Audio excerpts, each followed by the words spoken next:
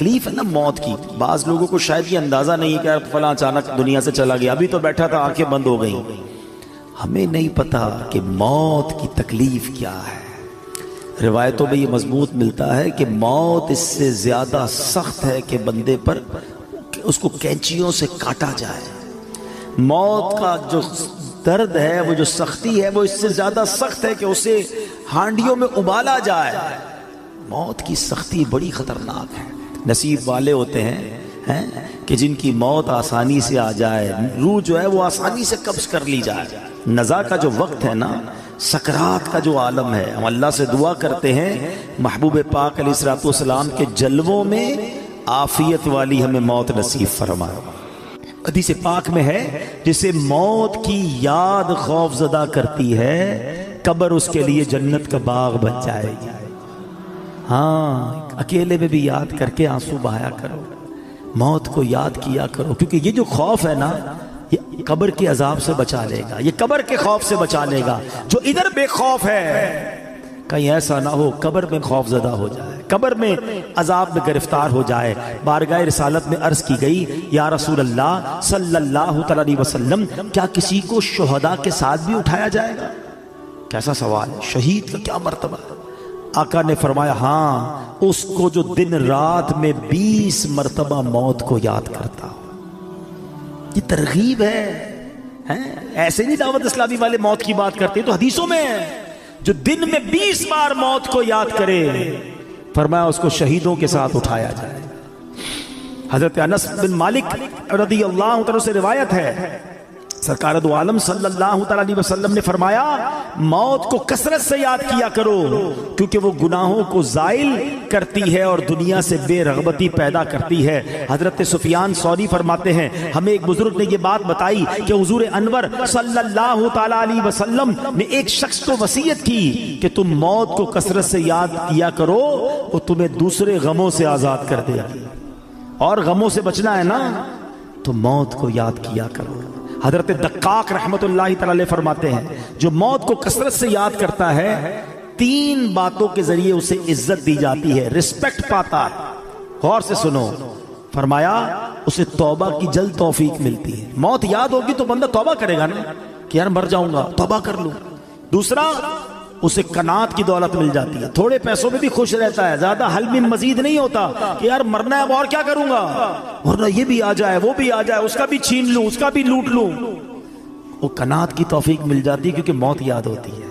تیسری بات فرمائی، عبادت میں چستی نصیب ہوتی ہے. فرض پڑھ کر بھاگنے کا جی چاہ رہا ہے، یار آج سنتیں نہیں پڑھتا، یار موت آنے والی ہے سنتیں پڑھ لے گا. چلو یار اب تو چلوں، یار مرنا ہے نفل اور پڑھ لوں، مغرب ہے تو اوابین پڑھ لوں. تو یہ جو موت یاد ہوگی نا تو عبادت میں چستی نصیب ہوگی. تسبیح نکالے گا تو رکھنے کو جی نہیں چاہے گا، ایک اور پڑھ لیتا ہوں یار، ابھی کبھی بھی مر سکتا ہوں، یہ قبر میں کام آئے گا، قبر میں نور بن جائے گا. تو توبہ آسان، عبادت آسان اگر بندہ موت یاد رکھے. اور فرمایا کہ جو موت کو بھلا دیتا ہے وہ اپوزٹ اس کے 3 باتوں میں گرفتار کر دیا جاتا ہے. توبہ میں تاخیر کرتا ہے، یار بعد میں کر لوں گا، ابھی تو جوانی ہے، ابھی تو شادی بھی نہیں ہوئی ہے، ابھی کیا توبہ کروں، مزے کر لوں پھر اللہ اللہ کروں گا. کیا جوان مرتے نہیں؟ شادی سے پہلے مرتے ہوئے نہیں دیکھا اپنے لوگوں کو؟ کبھی بھی جا سکتے ہیں. پھر فرمایا بقدر ضرورت رزق پر راضی نہ ہونا، اور پیسے چاہیے اور پیسے چاہیے، کیونکہ موت تو بھول چکا ہے، حرام کماتا ہے، رشوت لیتا ہے، سود لیتا ہے، موت تو یاد ہی نہیں ہے. اور تیسرا فرمایا عبادت میں بھی سستی ہو جاتی ہے، بعد میں پڑھ لوں گا، اگلے جمعے سے نماز پڑھوں گا، رمضان سے نماز پڑھوں گا، اس سے پہلے ہی مر گئے. تو سوچئے موت کو یاد کرنا بہت سارے فائدے لاتا ہے. حضرت کعب الاحبار رحمت اللہ تعالی علیہ فرماتے ہیں جو موت کو پہچان لیتا ہے اس پر دنیا کے غم و مصائب آسان ہو جاتے ہیں. اے میرے پیارے اسلامی بھائیوں، امام حسن بصری رحمت اللہ تعالی علیہ فرماتے ہیں نبی پاک نے صحابہ کرام سے پوچھا کیا تم سب جنت میں داخل ہونا چاہتے ہو؟ یہی سوال میں آپ سے کر لوں، سارے کہیں گے نا کہ ہم جنت میں جانا چاہتے ہیں. صحابہ نے کہا حضور جی ہاں یا رسول اللہ صلی اللہ تعالی علیہ وسلم. تو اللہ کے حبیب نے فرمایا اپنی امیدوں کو مختصر کرو، موت کو آنکھوں کے سامنے رکھو اور اللہ پاک سے حیا کا حق ادا کرو. اللہ کرے کہ یہ باتیں ہمیں یاد رہیں. ہم اپنی موت کی تیاری کی کوشش کرتے رہیں اور تیار رہیں۔ میں ایک مشورہ دیتا ہوں، ہم میں سے کسی کے پاس گارنٹی ہے کہ وہ 1 سال زندہ رہے گا؟ 1 مہینہ، اچھا 1 دن، آج صبح تک کوئی زندہ رہے گا اس کی ہاتھ اٹھا دے۔ آگاہ اپنی موت سے کوئی بشر نہیں، سامان 100 برس کا ہے، پل کی خبر نہیں۔ اس کا مطلب ہمیں پتہ ہی نہیں کب مر جائیں، آج بھی مر سکتے ہیں نا، تیاری کب کرو گے؟ تیار رہنا پڑے گا۔ یعنی میں روزانہ ایسے جیوں کہ آج مر جاؤں پھر بھی اللہ راضی ہوگا، قبر جنت کا باغ بنے، ایسی لائف گزارنی ہے۔ تو ایسی لائف گزارنے کے لیے ہمیں اپنے شیڈول کو، اپنے لائف سٹائل کو بدلنا پڑے گا نا۔ ویسے بھی کراچی کے حالات ہمارے سامنے ہیں، ہمارے سامنے آئے دن کوئی حادثہ ہوتا ہے، خبر آتی ہے، ویڈیو آتی ہے کہ نوجوان دنیا سے چلا گیا۔ اللہ ہماری حفاظت فرمائے، ہماری جان، مال، عزت، آبرو، آل اور اولاد سب کی حفاظت فرمائے۔ لیکن ڈاکوؤں سے بچ گئے، چوروں سے بچ گئے، مرنا پھر بھی ہے۔ ہاں، موت سے نہیں بچ سکتے، تیاری کر لو نا۔ تو آؤ مل کر آخرت کی تیاری کرتے ہیں۔ یقین کریں، دعوت اسلامی سے بہت ساری وجوہات کی وجہ سے پیار ہے، مگر ایک پیار کی وجہ یہ بھی ہے کہ یار یہ کمال کا ماحول ہے، ہمیں پکڑ پکڑ کر آخرت کی یاد دلاتا ہے۔ ہم غافل ہو جاتے ہیں، کبھی رائٹ ہو جاتے ہیں، کبھی لیفٹ ہو جاتے ہیں، یہ پھر ہمیں ٹریک پہ لاتا ہے کہ کدھر جا رہے ہو۔ جنت کا راستہ تو یہ ہے، اللہ کی رضا کا راستہ یہ ہے، ایمان سلامت لے کر قبر میں جانے والا راستہ یہ ہے۔ پکڑ لو اس ماحول کو، چھوڑا نہ کرو۔ یہ اسلام پہ نظر آتے ہیں کچھ لوگ آگے پیچھے ہو جاتے ہیں، یا یہ پھر آئیں گے، پھر درس دیں گے، پھر مسجد میں لے جائیں گے۔ کدھر لے جا رہے ہیں تمہیں؟ تمہارے رب کے پاس لے جا رہے ہیں۔ اگر یہ کہتے ہیں مدنی قافلوں میں چلو، تو کیا قافلے میں جا کر آپ ہمارے امیر قافلوں کو 5-5 ہزار کا لفافہ دیتے ہو؟ اس کا کیا فائدہ ہے؟ وہ اس لیے بلاتا ہے کہ 3 دن آؤ، اللہ کے گھر میں رہ کے رب کو راضی کر لو، قبر کی تیاری کر لو، قبر روشن کر لو، ان کا شکریہ ادا کیا کرو، ان سے بھاگا نہ کرو۔ یہ تم سے محبت کرتے ہیں، یہ تمہیں بلاتے اس لیے ہیں کہ آؤ ہم مل کر اپنی آخرت روشن کر لیں۔ دنیا تو گزر ہی جانی ہے، 50، 60، 70 سال ختم ہونے والی۔ یار ہم میں سے کئیوں کے بال سفید ہو گئے، کتنا جیئیں گے یار؟ اب تو مرنے والے ہیں، پتہ نہیں کب دنیا سے چلے جائیں گے۔ تو ادھر کی تیاری کر لو، ادھر مار نہ پڑے، ادھر کچھ بھی نہیں کر سکیں گے اگر سانپ اور بچھو قبر میں آ گئے۔ ارے آج تو ایک کیڑا ادھر آ جائے ہماری چیخ نکل جاتی ہے، ابھی لائٹیں بند ہو جائے تو ہم گھبرانا شروع کر دیں گے۔ قبر بھی کیا ہوگا اگر اللہ ناراض ہو گیا؟ اب بس آج پکی توبہ، بس اب گناہ نہیں کریں گے، ہمت کرو۔ ہاں مجھے سب پتا ہے، مجھے کسی کو بتانے کی ضرورت نہیں، اور آپ کو بھی کسی کو بتانے کی ضرورت نہیں، آپ کو سب پتا ہے کون جھوٹ بول رہا ہے، کون حرام دیکھ رہا ہے، کون حرام کما رہا ہے، کون ماں باپ کو ستا رہا ہے، کون معاذ اللہ اپنے دوستوں کے ساتھ بیٹھ کر نشہ کر رہا ہے، سب کو پتا ہے۔ ہمیں نہ بھی پتا ہو نا تو اللہ کو تو پتا ہے نا، کسی کو نہ بھی بتاؤ رب تو دیکھ رہا ہے نا۔ بس آج اسی رب سے دل ہی دل میں کہہ دو نا، اے اللہ معاف کر، اللہ معاف کر، اب نہیں کروں گا، اللہ تجھے ناراض نہیں کروں گا۔ ہو گئے گناہ، کر لی خطائیں، کمزور ہوں نا، لے گیا شیطان گناہوں کے اڈے پر، اب معافی دے دے، تجھ سے معافی مانگتے مولا، ہمیں معاف کر دے، ہمیں استقامت بھی تو دے دے، ہمیں اپنے پسندیدہ بندوں میں شامل کر لے، ہمیں شیطان کے مقابلے میں طاقت دے دے۔ ہم ہمت تو کر رہے ہیں، اے اللہ طاقت تو نے دینی ہے، مدد تو نے کرنی ہے۔ بس آج یہ اپنے دل میں نیت کر لو، اپنے رب سے خود ہی وعدے کر لو، وہ بڑا کریم ہے، وہ بڑا رحیم ہے، وہ نگاہ بھی فرمائے گا، وہ مدد بھی فرمائے گا، اور وہ ہمیں اچھا بھی کر دے گا۔ رب کریم سے دعا کرتا ہوں کہ اللہ نیکوں کے صدقے ہمیں نیک بنا دے، اچھوں کے صدقے ہمیں اچھا بنا دے، ہماری گناہوں والی عادتیں رب اپنے کرم سے دور کر دے۔ ہم سب چاہتے ہیں نا کہ حضرت عزرائیل ملک الموت آسانی سے روح قبض کریں۔ ویسے سچی بات پتہ ہے کیا ہے کہ جب ان کی یاد میں زندگی گزرتی ہے نا، عشق رسول میں زندگی گزرتی ہے، آقا کی سنتوں پر عمل کر کے نبی پاک کی رضا والی زندگی گزرتی ہے نا، تو کیا خوبصورت شاعر بات لکھتے ہیں کہ جب تیری یاد میں دنیا سے گیا ہے کوئی، اللہ کرے کہ آقا کی یاد میں بس نبی پاک کے تصور میں جائیں، مدینہ پاک میں آقا کے جلووں میں دنیا سے جائیں، پھر کیا ہوگا؟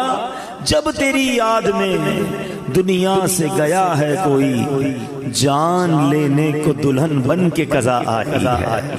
ہاں پھر اس کی جان بڑی آسانی سے نکلتی ہے، وہ تو نبی پاک کے جلووں میں گم ہوتا ہے نا۔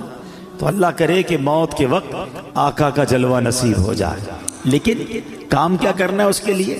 کثرت سے درود پاک، چلتے پھرتے اٹھتے بیٹھتے نہیں پڑھتے لوگ درود، فضول باتوں کے لیے گھنٹوں پڑے ہیں۔ درود پاک زبان پر بہت تھوڑا آتا ہے۔ آج ہی چیک کر لو نا، اپنے آپ کو چیک کر لے، آج پورے دن میں کتنی بار درود پڑھا ہے۔ ٹائم نکالا کرو، تسبیح جیب میں رکھا کرو۔ کہتے ہیں نا درود پاک اور ذکر الہی کرنے کے بہانے ڈھونڈا کرو، جہاں موقع ملا تسبیح نکالی شروع ہو گئے۔ تسبیح نہ بھی ہو تو پڑھ سکتے ہیں، لیکن تسبیح یاد دلاتی ہے، اس لیے میں کہہ رہا ہوں اللہ کرے کہ میری بھی عادت بن جائے، آپ کی بھی عادت ہو جائے، اور ہم بس کثرت سے اللہ اور اس کے حبیب کا ذکر کرتے رہیں، فضول باتوں سے بچتے رہیں، اور ہماری زبان اس مبارک ذکر میں تر ہو جائے۔ بڑی پیاری التجا امیر اہل سنت کی ہے، مل کے آقا علیہ الصلوۃ والسلام کی بارگاہ میں عرض کرتے ہیں، ذکر و درود ہر گھڑی ورد زباں رہے، ورد زباں رہے، میری فضول گوئی کی عادت نکال دو، میری فضول گوئی کی عادت نکال دو۔ آئیے مل کر محبت کے ساتھ بآواز بلند درود پاک پڑھ لیں، صلو علی الحبیب۔ آج جس موضوع پر میں نے کچھ مدنی پھول پیش کرنے ہیں، یوں سمجھیے اس کا آغاز تو درود پاک کی اس فضیلت سے ہی ہو چکا کہ جو سکرات کا وقت ہے، جو موت کی سختیاں ہیں، کیا ہم اسے یاد رکھتے ہیں؟ یہ ایک ایسی حقیقت ہے کہ جسے ہم بھول جاتے ہیں۔ زندگی میں ایسے زندگی گزار رہے ہوتے ہیں کہ جیسے مرنا ہی نہیں ہے۔ تو آج اسی حقیقت پر کچھ مدنی پھول پیش کروں گا۔ اللہ کرے کہ فکر آخرت اور آخری جو سفر ہے اس کی تیاری کا ہمارا ذہن بن جائے۔ حجت الاسلام امام محمد بن محمد غزالی علیہ رحمت اللہ الوالی لکھتے ہیں، بنی اسرائیل میں ایک بڑا مغرور شخص تھا، ایک بند کمرے میں تھا۔ بڑے لوگ ہوتے ہیں نا، ان کے کمروں میں ہر کسی کو آنے کی اجازت نہیں ہوتی، گارڈز آگے سیکرٹری، اجازت کے بغیر کوئی نہیں آ سکتا، اور ان کو اس بات پر بعض اوقات بڑا غرور بھی ہوتا ہے، فخر ہوتا ہے کہ میری ٹیریٹری میں کوئی پیر نہیں رکھ سکتا۔ اچانک کمرے میں ایک شخص داخل ہوا، اس مغرور شخص نے زور سے چلا کر کہا، کون ہو؟ کیسے آ گئے میرے کمرے میں بغیر اجازت؟ تمہیں پتہ نہیں میں کون ہوں؟ میں اس واقعے کا خلاصہ عرض کر رہا ہوں۔ تمہیں اجازت کس نے دی میرے کمرے میں آنے کی؟ تو کہتا ہے کہ مجھے اس گھر کے مالک نے اجازت دی ہے، اور میں وہ ہوں جسے کوئی روک نہیں سکتا۔ مجھے بادشاہوں سے بھی اجازت لینے کی ضرورت پڑتی نہیں، مجھے کسی کا دبدبہ ڈرا نہیں سکتا، اور نہ ہی مجھ سے کوئی بچ سکتا ہے۔ اب جب یہ باتیں سنی نا، اس مغرور شخص نے، جس کا سٹائل ہی الگ ہوتا تھا، جو بڑے چلا چلا کر بڑے غصے میں لوگوں سے باتیں کرتا تھا، اب اس کا جو غصہ ہے وہ نیچے آ گیا۔ اب ہے کون یہ تو بتائیں، کہیں آپ ملک الموت تو نہیں؟ اللہ اکبر۔ اب حضرت ملک الموت نے کہا، ہاں میں ملک الموت ہوں، مجھے کوئی دروازہ نہیں روک سکتا، مجھے کوئی گارڈ، مجھے کوئی کر و فر کہیں بھی جانے سے نہیں روک سکتا۔ اب وہ کہتا ہے کہ حضور تھوڑی سی مہلت مل سکتی ہے، اگر آپ میری روح قبض کرنے آئے ہیں تو کچھ دن کچھ گھنٹے تو دیجئے نا، مجھے تو پتہ ہی نہیں ہے، مجھے کچھ توبہ کرنی ہے، کچھ نیکیاں کرنی ہیں، کچھ نیک اعمال کرنے ہیں۔ اب ملک الموت نے فرمایا کہ تمہاری سانسیں پوری ہو چکی ہیں، اب تمہارا وقت اینڈ ہو چکا ہے۔ تو کہا اچھا پھر یہ تو بتائیں، اگر میری روح قبض کریں گے تو مجھے لے کر کہاں جائیں گے؟ تو ملک الموت نے فرمایا اس مقام پر جہاں تو نے اپنے اعمال بھیجے ہوئے ہیں، جس طرح کے اعمال کیے ادھر لے کے جاؤں گا۔ کہا حضور میں نے تو نیکیاں نہیں کی، کوئی اچھا گھر بھی تیار نہیں کیا ہے۔ ملک الموت نے فرمایا کہ پھر تمہیں بھڑکتی آگ کی طرف لے کر جائیں گے جو تیرا گوشت پوشت نوچ لے گی۔ یہ کہہ کر ملک الموت نے اس کی روح قبض کر لی، وہ مردہ ہو کر گر پڑا، گھر میں کوہرام مچ گیا، رونا دھونا مچ گیا۔ اس واقعے کے جو راوی ہیں حضرت یزید رکاشی رحمت اللہ تعالی فرماتے ہیں اگر ان سوگواروں کو اس کے برے انجام کا پتہ چل جاتا تو اس سے زیادہ رونا دھونا مچاتے۔ اب میرے پیارے اسلام میں سوچئے، یہ ہمارے ساتھ بھی تو ہونا ہے نا، کبھی دفتر میں بیٹھے ہوں گے، کبھی گھر میں لیٹے ہوں گے، پتہ نہیں کبھی کہاں ہوں گے، اور اچانک ملک الموت آ جائیں گے اور ہماری روح قبض کر لی جائے گی، کوئی چانس نہیں ملے گا۔ جس کو مرنا ہو کیا وہ ایسے جیتا ہے جیسے ہم جی رہے ہیں؟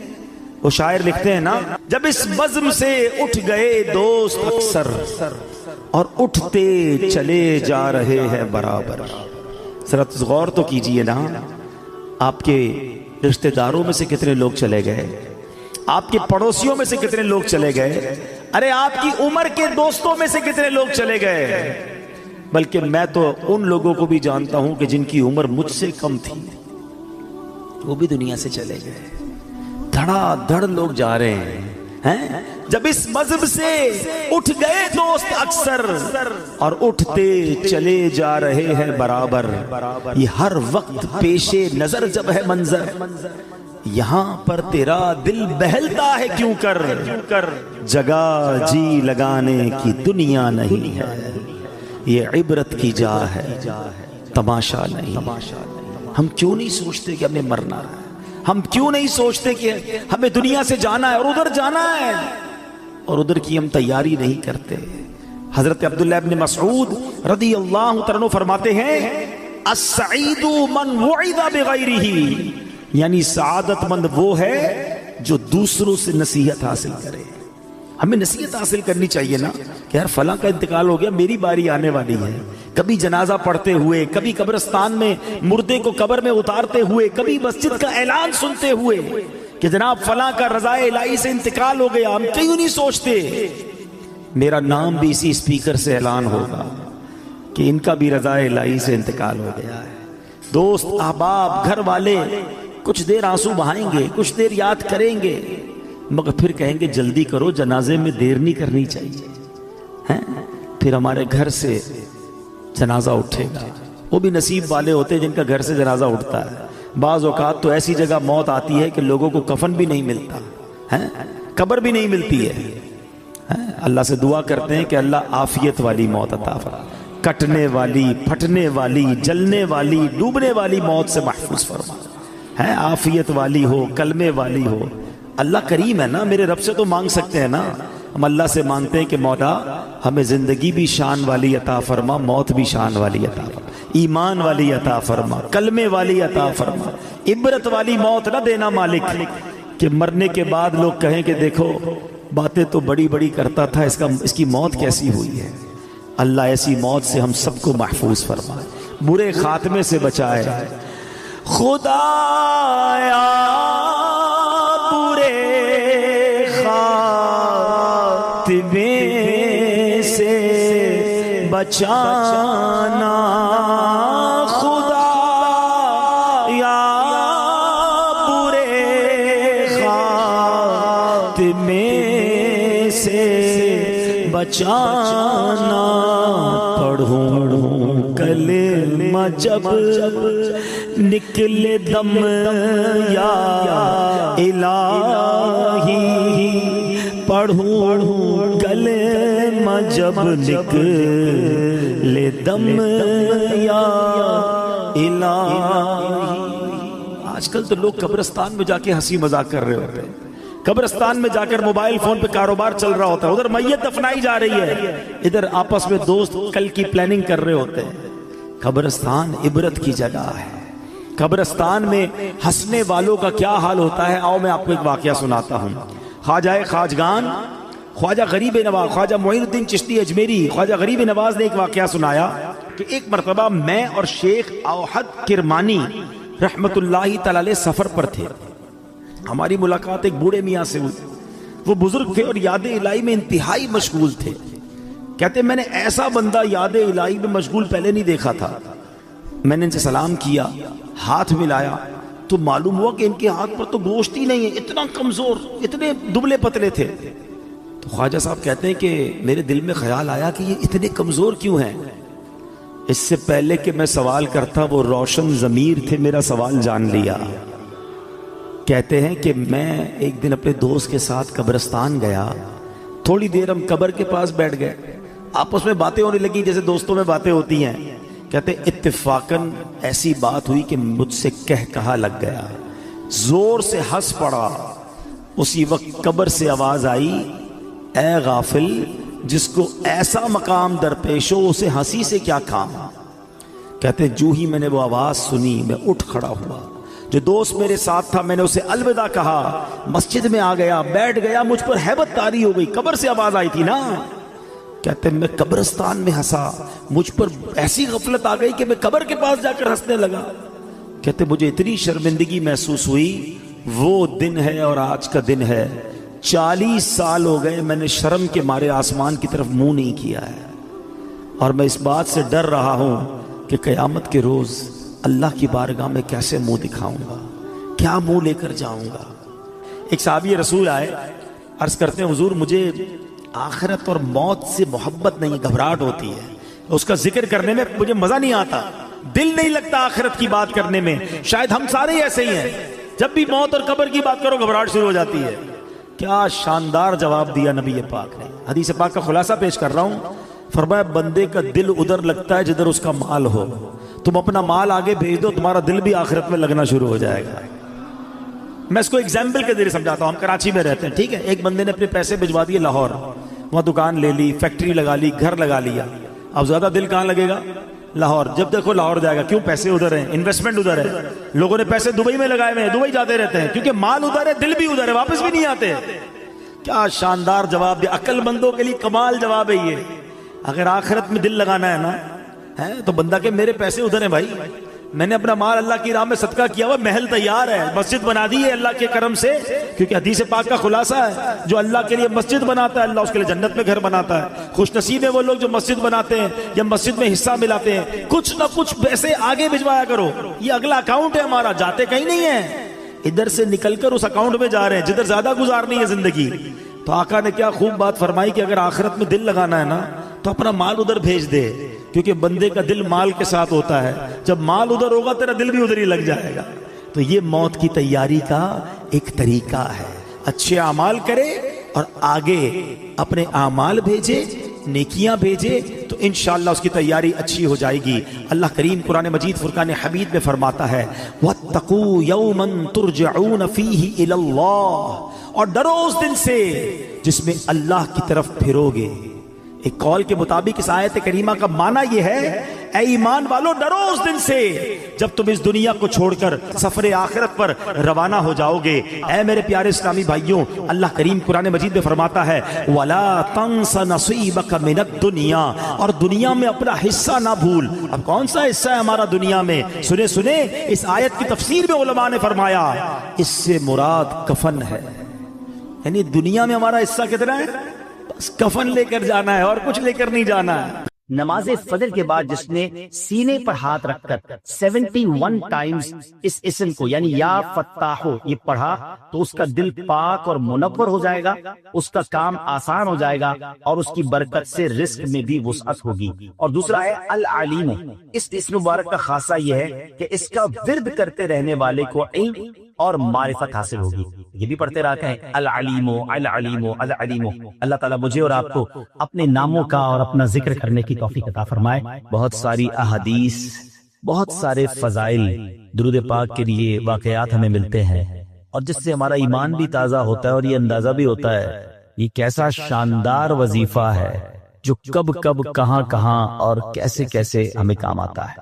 سبحان اللہ, ایسے ایسے واقعات ہیں کہ ایمان تازہ ہو جاتا ہے. ایک بار سرکار دو عالم صلی اللہ علیہ وسلم کا شانہ اقدس میں بی بی عائشہ صدیقہ رضی اللہ تعالی عنہا فرماتی ہیں کہ رات کا پہر تھا اور میں کچھ کپڑے وغیرہ سی رہی تھی، اور پھر چراغ گل ہو گیا اور میرے ہاتھ سے سوئی بھی گر گئی۔ اب آپ مجھے ذرا بتائیے کہ اس روشنی میں بھی سوئی گر جائے تو ڈھونڈنا آسان نہیں ہے، اگر چراغ ہی گل ہو جائے، اندھیرا ہو جائے تو پھر تو تقریباً ناممکن ہو جاتا ہے۔ فرماتی ہے میں سوئی تلاش کر رہی تھی کہ اتنے میں میرے آقا مدینے والے مصطفیٰ صلی اللہ تعالی علیہ وسلم اپنا نور برساتا چہرہ لے کر میرے کمرے میں تشریف لے آیا۔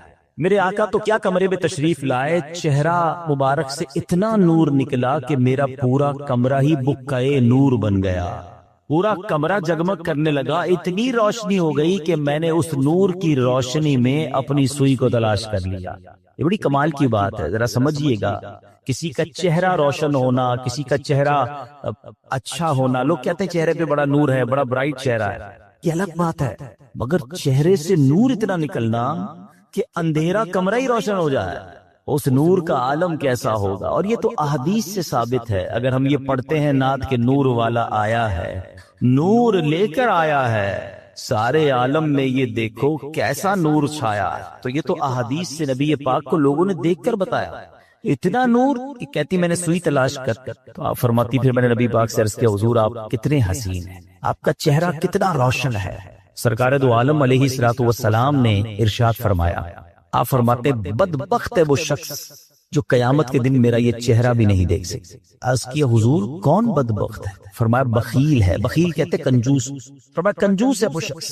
آپ نے کہا حضور وہ کون کنجوس ہے؟ اب ذرا پہلے تو اس بات کو سمجھیے کہ قیامت کے دن نبی پاک علیہ الصلوۃ والسلام کے چہرے کو نہ دیکھ سکنا یہ کوئی چھوٹی محرومی نہیں ہے۔ اگر میں آپ سب سے ایک سوال کروں کہ بتائیے وہ کون سی ذات ہے کہ قیامت کے دن جو شفاعت کرے گی، جو اپنے غلاموں کو تلاش کر کر کے انشاءاللہ اپنے کرم سے جنت میں لے جائیں گے، تو وہ کوئی اور نہیں ہے، وہ صرف جناب رسول اللہ صلی اللہ تعالی علیہ وسلم ہے۔ بریلی کے تاجدار کہتے ہیں نا، سنتے ہیں کہ محشر میں صرف ان کی رسائی، there is nobody else، اور کوئی نہیں ہے، سنتے ہیں کہ محشر میں صرف ان کی رسائی ہے، گر ان کی رسائی ہے لو جب تو بنائی ہے۔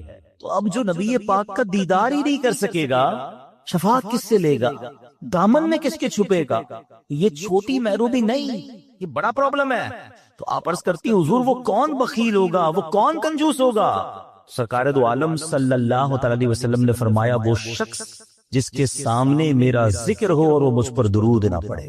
اب آپ غور کیجیے، نبی پاک پر صلی اللہ تعالی علیہ وسلم پر ہم کتنا درود پڑھتے ہیں۔ اچھا اب اس میں علماء نے ایک بڑی آسانی ہمارے لیے کر دی، ہم کسی محفل میں جاتے ہیں، اجتماع میں جاتے ہیں، جہاں بار بار سرکار دو عالم صلی اللہ تعالی علیہ وآلہ وسلم کا نام نامی دیا جاتا ہے، ہو سکتا ہے کبھی ہم بھی درود پاک پڑھنے سے رہ جاتے ہوں، تو علماء نے فرمایا کہ روزانہ اپنی روٹین میں، اپنی دن بھر میں کوئی ایسا عدد متعین کر لے، فکس کر لے کہ روزانہ میں نے 100 بار، 200 بار، 313 بار، اللہ جتنی توفیق دے، میں نے درود پاک پڑھنے، اور درود پاک پڑھ لے تو اب پورے دن میں اگر نبی پاک علیہ الصلوۃ والسلام کا نام سنا تھا یا کہا تھا اور درود پڑھنا رہ گیا تھا، تو یہ بعد میں درود پڑھنا اس درود نہ پڑھنے کے قائم مقام ہو جائے گا۔ تو اب زندگی میں ایک اصول بنائیں، ایک روٹین بنائیں کہ فضول باتوں سے اپنے آپ کو بچا کر انشاءاللہ کثرت کے ساتھ درود پاک پڑھیں گے۔ ہمیں تو دیدار بھی کرنا ہے اور آقا سے ملاقات بھی کریں گے، ہاں نبی پاک کے ہاتھوں جام کوثر بھی پینا ہے انشاءاللہ، آقا کے کرم سے انشاءاللہ پل صراط سے ڈرتے ہوئے نہیں، انشاءاللہ جھومتے ہوئے وجد کرتے ہوئے گزرنا۔ سیدی اعلیٰ حضرت بھی کمال ہے نا، لوگ کہتے ہیں واقعی روایتوں کی مضمون ہے کہ لوگ پل صراط پر چیخ رہے ہوں گے، پکار رہے ہوں گے، ڈر رہے ہوں گے، کیونکہ ان کے سامنے لوگ کٹ کٹ کے جہنم میں گر رہے ہوں گے نا۔ One of the most horrible bridge, ایسا کوئی پل دنیا میں نہیں ہے، نہ ہو سکتا ہے، جہنم کے اوپر بنا ہوا پل ہے، اندھیرے میں ڈوبا ہوا، تلوار سے تیز، بال سے باریک، لوگ گھبرائے ہوئے ہوں گے، مگر میرے رضا سے پوچھو، کہتے گھبرانا کس بات کا ہے، آقا بھی تو وہاں ہوں گے نا۔ اور نبی پاک پل صراط کے کنارے اللہ کی بارگاہ میں رب سلم امتی کی صدائیں بلند کر رہے ہو، تو اعلیٰ حضرت کہتے ہیں ڈرتے بھی نہیں گزرنا، آپ کہتے ہیں رضا پل سے اب وجد کرتے گزریے کہ ہے رب سلم صدائے محمد صلی اللہ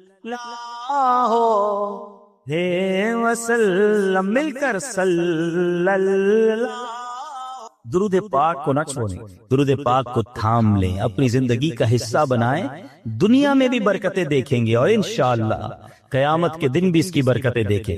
پیارے آقا علیہ السلام فرماتے ہیں جس کا مضمون ہے حوض کوثر پر میرے پاس کچھ گروہ آئیں گے، کچھ لوگ آئیں گے جن کو میں کثرت درود کی وجہ سے پہچانوں گا.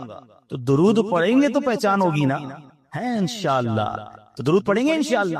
آئیے مل کر محبت کے ساتھ باواز بلند درود پاک پڑھے. صلو علی الحبیب صلی اللہ تعالی علی محمد صلی اللہ علیہ وسلم. اسلام کے پہلے خلیفہ حضرت ابوبکر صدیق رضی اللہ تعالیٰ عنہ یار غار بھی ہیں، یار مزار بھی ہیں، عاشق اکبر ہے. مرتبہ کیا ہے؟ افضل البشر بعد الانبیاء، یعنی کائنات میں انبیاء اور رسل کے بعد اگر کوئی سب سے افضل ہستی ہے تو وہ سیدنا صدیق اکبر رضی اللہ تعالیٰ عنہ کی ذات ہے. اچھا، آپ ایمان سب سے پہلے لانے والوں میں سے ہیں، آپ بہت بڑے بزنس مین بھی تھے. میں آج آپ کی دو بڑی کمال کی بزنس ڈیلز بتانا چاہتا ہوں جس پر آپ کو ٹونٹ کیا گیا، جس پر آپ کو طنز کیا گیا. آج کسی کاروباری آدمی کو کوئی دوسرا کاروباری آدمی کہے کہ یار تم بڑے کاروباری بنتے ہو، اتنا مہنگا سودا لے آئے، ایسا گھٹیا مال لے آئے، اتنا گھاٹے کا سودا کیا، تو بزنس مین کو فیل ہوتا ہے کہ یار دوسرے لوگ میرے بارے میں کیا باتیں کر رہے ہیں. یہ بڑے کمال کے بزنس مین تھے. مگر آپ کی زندگی میں جو دو واقعات میں آج بیان کرنے جا رہا ہوں، دونوں واقعات میں کچھ ایسی ڈیلز ہوئی، کچھ ایسے سودے ہوئے جس پر آپ پر باقاعدہ طنز کیا گیا، آپ پر ٹونٹ کیا گیا. مگر صدیق اکبر نے جو جواب دیا نا اور جو کام کیا، یقین کریں ایمان تازہ ہو جاتا ہے. ایک سودا تو آپ نے کیا، وہ کون سا سودا تھا کہ ایک بہت بڑے عاشق رسول، ایسے عاشق رسول جو آج عاشقوں کے امام ہیں، وہ کوئی اور نہیں ہے، ہم سب کی آنکھوں کے تارے حضرت بلال حبشی رضی اللہ عنہ. ایمان قبول کیا. اب حبشہ کہاں ہے پہلے یہ پتا ہونا چاہیے. حبشہ ایتھوپیا کو کہتے ہیں. آج کے دور میں ایتھوپیا جو ہے وہ حبشہ تھا پہلے. ٹھیک. اب حبشہ، اچھا یہ بھی شاید بہت ساروں کو نہیں پتا کہ مکہ پاک کے بعد سب سے پہلے جہاں اسلام پہنچانا وہ حبشہ ہے. پچھلے دنوں مجھے ایتھوپیا جانے کا موقع ملا تو وہاں کے لوگ بڑے فخر سے ایک جملہ کہتے ہیں کہ ہمارا وطن دار الہجرہ ہے، یہ ہجرت والا ملک ہے، اور مکے کے بعد سب سے پہلے دنیا میں کہیں اسلام پہنچا ہے تو وہ حبشہ میں پہنچا ہے. ہمارے وطن سے حضرت بلال حبشی تھے. ہمارا وہ وطن ہے جہاں عثمان غنی رضی اللہ تعالیٰ ہجرت کر کے تشریف لائے تھے، اور وہ عظیم نجاشی بادشاہ جنہوں نے یہ واقعہ پڑھا ہوگا وہ بھی وہاں پر حبشہ میں تھے. تو بہرحال اب وہ حضرت بلال مکے نبی پاک کی غلامی اختیار کی، کلمہ پڑھ لیا. اب آپ چونکہ غلام تھے، اس زمانے میں غلام آقا کے قبضے میں ہوا کرتا تھا. ان کا آقا تھا امیہ. اچھا، امیہ بڑا ظالم شخص تھا. وہ حضرت بلال حبشی کو بہت مارتا تھا کہ اللہ کا انکار کر دو، اسلام کا انکار کر دو. حضرت بلال حبشی جو ہے وہ منع کرتے تھے کہ میں رب کا انکار نہیں کر سکتا. وہ بہت مارتا. جو مکے مدینے گئے ہیں انہیں پتا ہے کہ جب گرمی شریف و عروج پر ہوتی ہے تو گرمی کا عالم کیا ہوتا ہے. تو مکے کی گرمی میں تپتے ریگستان میں حضرت بلال کو وہ لٹاتا تھا، سینے پہ پتھر رکھتا تھا ریگستان کے اندر، اور کہتا تھا کہو اللہ ایک نہیں، یا اللہ کا انکار کرو. آپ اللہ احد، اللہ احد، اللہ ایک ہے کے نعرے بلند کرتے. اب پیارے آقا جب ایک دو بار وہاں سے گزرے، دیکھا کہ حضرت بلال پر بڑا ظلم ہو رہا ہے، آپ کی آنکھیں بھیگ آئیں ہیں. آپ کو بڑا افسوس ہوا، بڑی محبت کرتے تھے حضرت بلال سے، مگر وہ ظالم آقا تھا اس کا. حضرت ابوبکر صدیق رضی اللہ تعالیٰ جب یہ دیکھا کہ نبی پاک بلال سے محبت بڑی کرتے ہیں اور یہ بندہ جو ہے قبضے میں ہے امیہ کے اور وہ اس کے آقا ہیں، تو آپ پہنچ گئے اس کے آقا کے پاس، امیہ کے پاس. جا کر کہا اے امیہ، اس حبشی غلام کو مجھے دے دو، کتنے میں دو گے؟ تو اب میں آپ کو مثال کے ذریعے سمجھاتا ہوں ہمارے آج کل کے دور سے. مثال کے طور پہ اس زمانے میں مارکیٹ ریٹ 5,000 روپے تھا. اس زمانے کی کرنسی درہم و دینار تھی. میں سمجھانے کے لیے کہہ رہا ہوں 5,000 ریٹ تھا. اس نے کہا میں 10,000 میں دوں گا. آپ نے کہا مجھے ڈیل منظور ہے، مجھے 10,000 میں دے دو. کہتا نہیں اب 15,000 میں دوں گا. کب مجھے 15,000 میں منظور ہے. کہا 20,000 میں دوں گا. مثال دے رہا ہوں میں. آپ نے کہا مجھے 20,000 میں منظور ہے. وہ پیسے بڑھاتا گیا. حضرت ابوبکر صدیق اوکے کرتے گئے. آخر کار ایک اماؤنٹ طے ہو گئی. امیہ نے پیسے لیے، حضرت بلال حضرت ابوبکر کے حوالے کیے. پھر امیہ پتہ کیا کہتا ہے؟ اے ابوبکر تمہارے تو کاروبار کے بڑے چرچے ہیں، تمہاری عقل کے بڑے چرچے ہیں، میں نے سنا ہے تم بڑی اچھی ڈیل کرتے ہو، بڑے اچھے کاروباری آدمی ہو.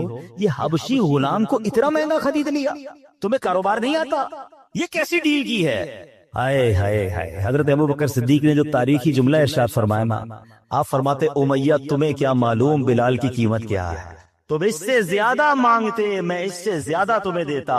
خوشی خوشی حضرت بلال کو لیا، نبی پاک کی بارگاہ میں حاضر ہوئے، کہا حضور بلال حاضر ہے۔ اللہ اکبر، نبی پاک کی خوشی دیدنی تھی۔ آقا دو جہاں صلی اللہ تعالی علیہ وسلم نے کیا خوبصورت جملے ارشاد فرمائے۔ آپ فرماتے اے ابو بکر، بلال کو آزاد کرنے میں جو رقم خرچ کی ہے اس میں میرے بھی پیسے شامل کر لو۔ اللہ اکبر، حضرت ابو بکر صدیق کی آنکھوں میں آنسو آتے ہیں، کہتے حضور میرا جو کچھ ہے سبھی تو آپ کا ہے، میں نے اگر مال خرچ بھی کیا ہے تو حضور وہ بھی آپ ہی کا ہے۔ اللہ اکبر، سبحان اللہ۔ تو یہ ہے صدیق اکبر، کیسی ڈیل کی ہے، کیسا سودا کیا ہے۔ زمانہ سمجھ رہا ہے مہنگی ڈیل ہے، مگر صدیق اکبر نے نبی پاک کے دل کو راضی کر لیا۔ حضرت بلال حبشی کو آزاد کروانے کا جو صحرا تھا، اللہ اکبر، وہ حضرت صدیق اکبر کے پاس ہے۔ ایک اور واقعہ ہوا، اس پہ بھی حضرت صدیق اکبر رضی اللہ عنہ کے ساتھ کچھ مکالمہ کیا کسی غیر مسلم نے۔ ذرا سنیے گا، تفسیر عزیزی میں ہے، کلدہ بن اسید جسے ابو اسد بھی کہتے ہیں، مکہ مکرمہ کا رہنے والا ایک کافر تھا۔ دور جاہلیت میں وہ حضرت ابوبکر صدیق کا ساتھی تھا، جب وہ ایمان نہیں لایا تھا اور اسلام کا اعلان نہیں ہوا تھا تو اس زمانے میں حضرت ابوبکر صدیق کا ساتھی بھی تھا۔ حضرت ابوبکر صدیق اسلام قبول کر لیا، آپ نے جیسے ہی پتہ چلا آپ تو اولین اسلام قبول کرنے والوں میں سے تھے، تو ایک دن اسلام جب آپ نے قبول کر لیا نا، کچھ دنوں بعد وہ آپ سے ملا اور کہتا ہے اے ابو بکر، تم تو سوداگری میں ماہر تھے، تجارت میں ماہر تھے، اپنی عقل مندی کی وجہ سے ہمیشہ نفع کماتے تھے، اب تمہیں کیا ہوا؟ اپنے باپ دادا کا دین چھوڑ کر اسلام قبول کر لیا، اتنا بڑا نقصان اٹھا لیا۔ لات و عزا یہ ان کے بت تھے، لات و عزا کی یعنی اہل مکہ کے جھوٹے خدا جن کی وہ پوجا کرتے تھے، ان کی شفاعت سے تم نا امید ہو گئے۔ معاذ اللہ، کہتے وہ ان کی جو بھی بلیسنگز وہ سمجھتا تھا اس سے تم نا امید ہو گئے۔ ہائے ہائے، اس بے وقوف کلدہ بن اسید کی بات سن کر حضرت ابوبکر صدیق نے پتہ کیا کہا؟ اے کلدہ، جو بندہ حق کو قبول کرے اور اچھے کام بجا لائے، کیا وہ نقصان اٹھانے والوں میں سے ہوتا ہے؟ کیا وہ بھلا نقصان اٹھاتا ہے؟ یعنی میں جس طرح دنیاوی تجارت میں ماہر ہوں نا، اس طرح میں نے آخرت کی تجارت میں بھی شاندار سودا کیا، میں نے اس میں بھی عقل مندی دکھائی ہے، میں نے حق بات کو قبول کیا ہے، گھاٹے میں میں نہیں، گھاٹے میں تم ہو، میں نے تو بڑے نفع والا سودا کیا ہے۔ اب صدیق اکبر اسے سمجھا رہے ہیں۔ اب ذرا صدیق اکبر کا مرتبہ سمجھیے گا، آج آپ کو شاید پہلی بار پتا چلے گا کہ بچے کو قرآن پاک کی جو سورت یاد ہے، اس سورت کے نازل ہونے کا شان نزول کیا تھا۔ صدیق اکبر اسے بتا رہے ہیں گھاٹا تم نے کیا ہے، میں نے نہیں، سودا میں نے کھڑا کیا ہے، نقصان میں تم ہو۔ ارے یہ دو بندوں کی بات ہے، مگر شان صدیق اکبر دیکھیں کہ حضرت صدیق اکبر رضی اللہ تعالیٰ کے اس مبارک جواب کی تائید میں رب نے قرآن کی آیت نہیں، قرآن کی پوری سورت نازل فرما۔ اب وہ سورت کون سی ہے؟ قرآن پاک کی سورہ عصر۔ ہائے ہائے، بسم اللہ الرحمن الرحیم، والعصر ان الانسان لفی خسر الا الذین آمنوا وعملوا الصالحات وتواصوا بالحق وتواصوا بالصبر۔ زبانے کی قسم، بے شک آدمی ضرور خسارے میں ہے، مگر جو ایمان لائے اور انہوں نے اچھے کام کیے اور ایک دوسرے کو حق کی تاکید کی اور ایک دوسرے کو صبر کی وصیت کی۔ میرے پیارے اسلامی بھائیوں، حضرت صدیق اکبر رضی اللہ عنہ کے مبارک جواب کی تائید میں جو قرآن کی سورت نازل ہو رہی ہے، اس میں ہمیں کیا سیکھنے کو مل رہا ہے؟ انسان سارے کے سارے نقصان میں، سارے خسارے میں ہیں، صرف نقصان سے بچتا وہ ہے جس میں تین کوالٹیز ہوں، تین صفات ہوں۔ اب میں نے اور آپ نے چیک کرنا ہے میں نقصان والی سائیڈ پہ ہوں یا ان تین چیزوں کے عمل کرنے والا ہوں اور نقصان سے بچنے والا ہوں۔ وہ تین چیزیں کیا ہیں؟ نمبر ایک، صاحب ایمان، مومن ہو، اور جو مومن نہیں وہ تو جانوروں سے بھی بدتر ہے، اس نے تو دنیا میں آنے کا مقصد ہی گوا دیا، پھر وہ نقصان سے کیسے بچ سکتا ہے؟ ہم اللہ کا شکر ادا کرتے ہیں کہ پہلے وصف، پہلی کوالٹی ہمیں حاصل ہے کہ الحمدللہ ہم ایمان والے ہیں۔ ہم اللہ سے دعا کرتے ہیں مولا ہمارے ایمان کو سلامت رکھ۔ اب سیکنڈ کیٹیگری کیا فرمائی؟ فرمایا نیک عمل کرتا ہو، کہ جو نیکیاں نہیں کرتا، گناہ کماتا ہے، وہ بھی سخت نقصان میں ہے۔ گناہ تو ایک آگ ہے جو انسان کی زندگی کو جلا کر راکھ کر دیتا ہے۔ امام حسن بصری فرماتے ہیں اے ابن آدم تیری ہلاکت ہو، کیا تو اللہ پاک سے مقابلہ کرنا چاہتا ہے؟ ہاں، جس نے اللہ پاک کی نافرمانی کی گویا اس نے اللہ پاک سے جنگ کی۔ تو پتہ چلا ایمان والا ہو، نیک اعمال کرنے والا ہو۔ اب یہ چیک کرنا ہے مجھے اور آپ کو، ہم نیکیاں کرنے والے یا گناہ کرنے والے۔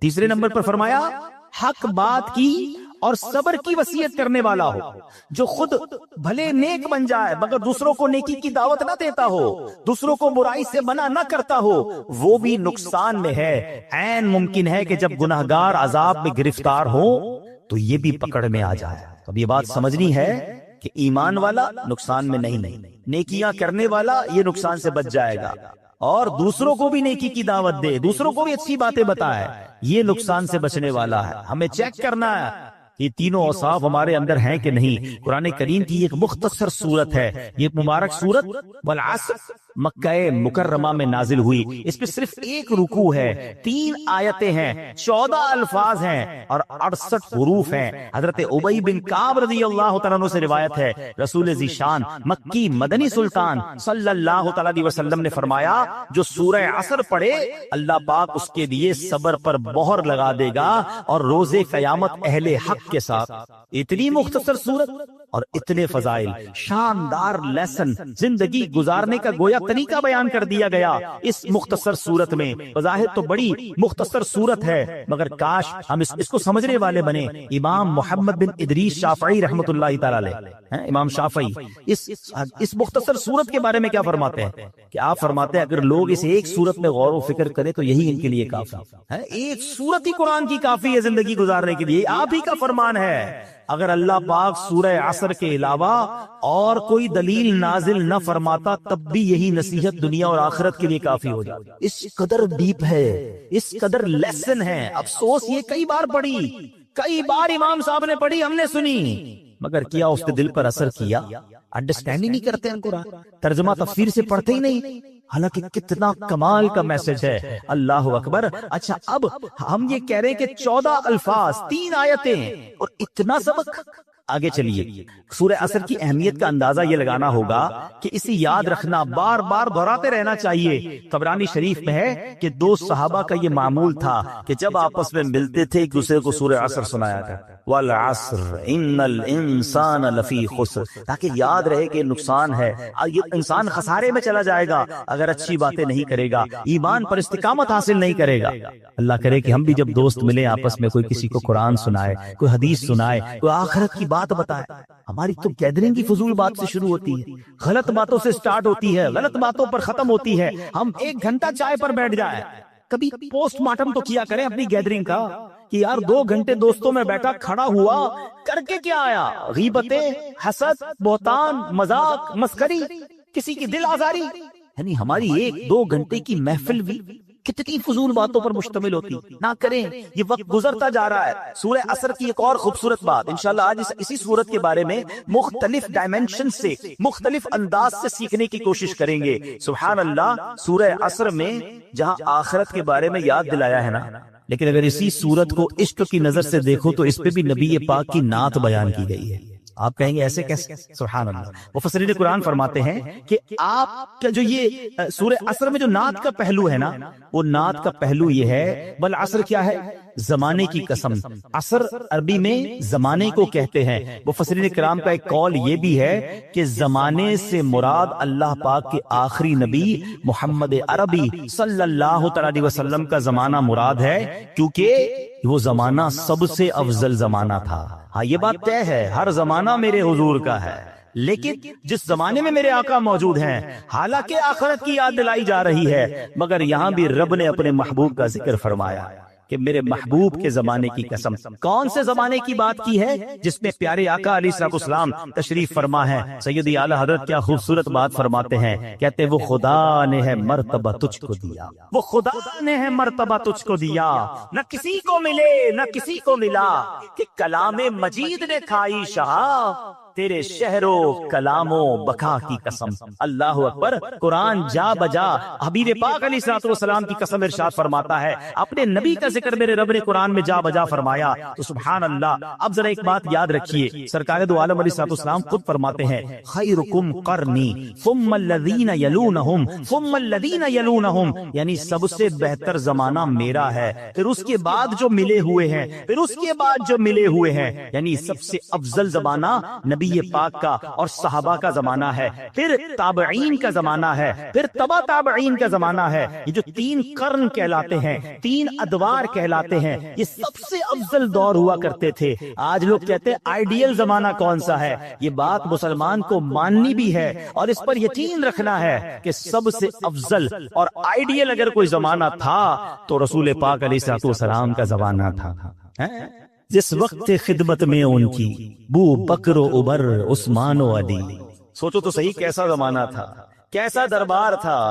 جس وقت تھے خدمت میں ان کی بو بکر و عمر عثمان و علی، اس وقت رسول اکرم کے، اس وقت رسول اکرم کے دربار کا عالم کیا ہوگا، ہر کوئی فدا ہے بن دیکھے دیدار کا۔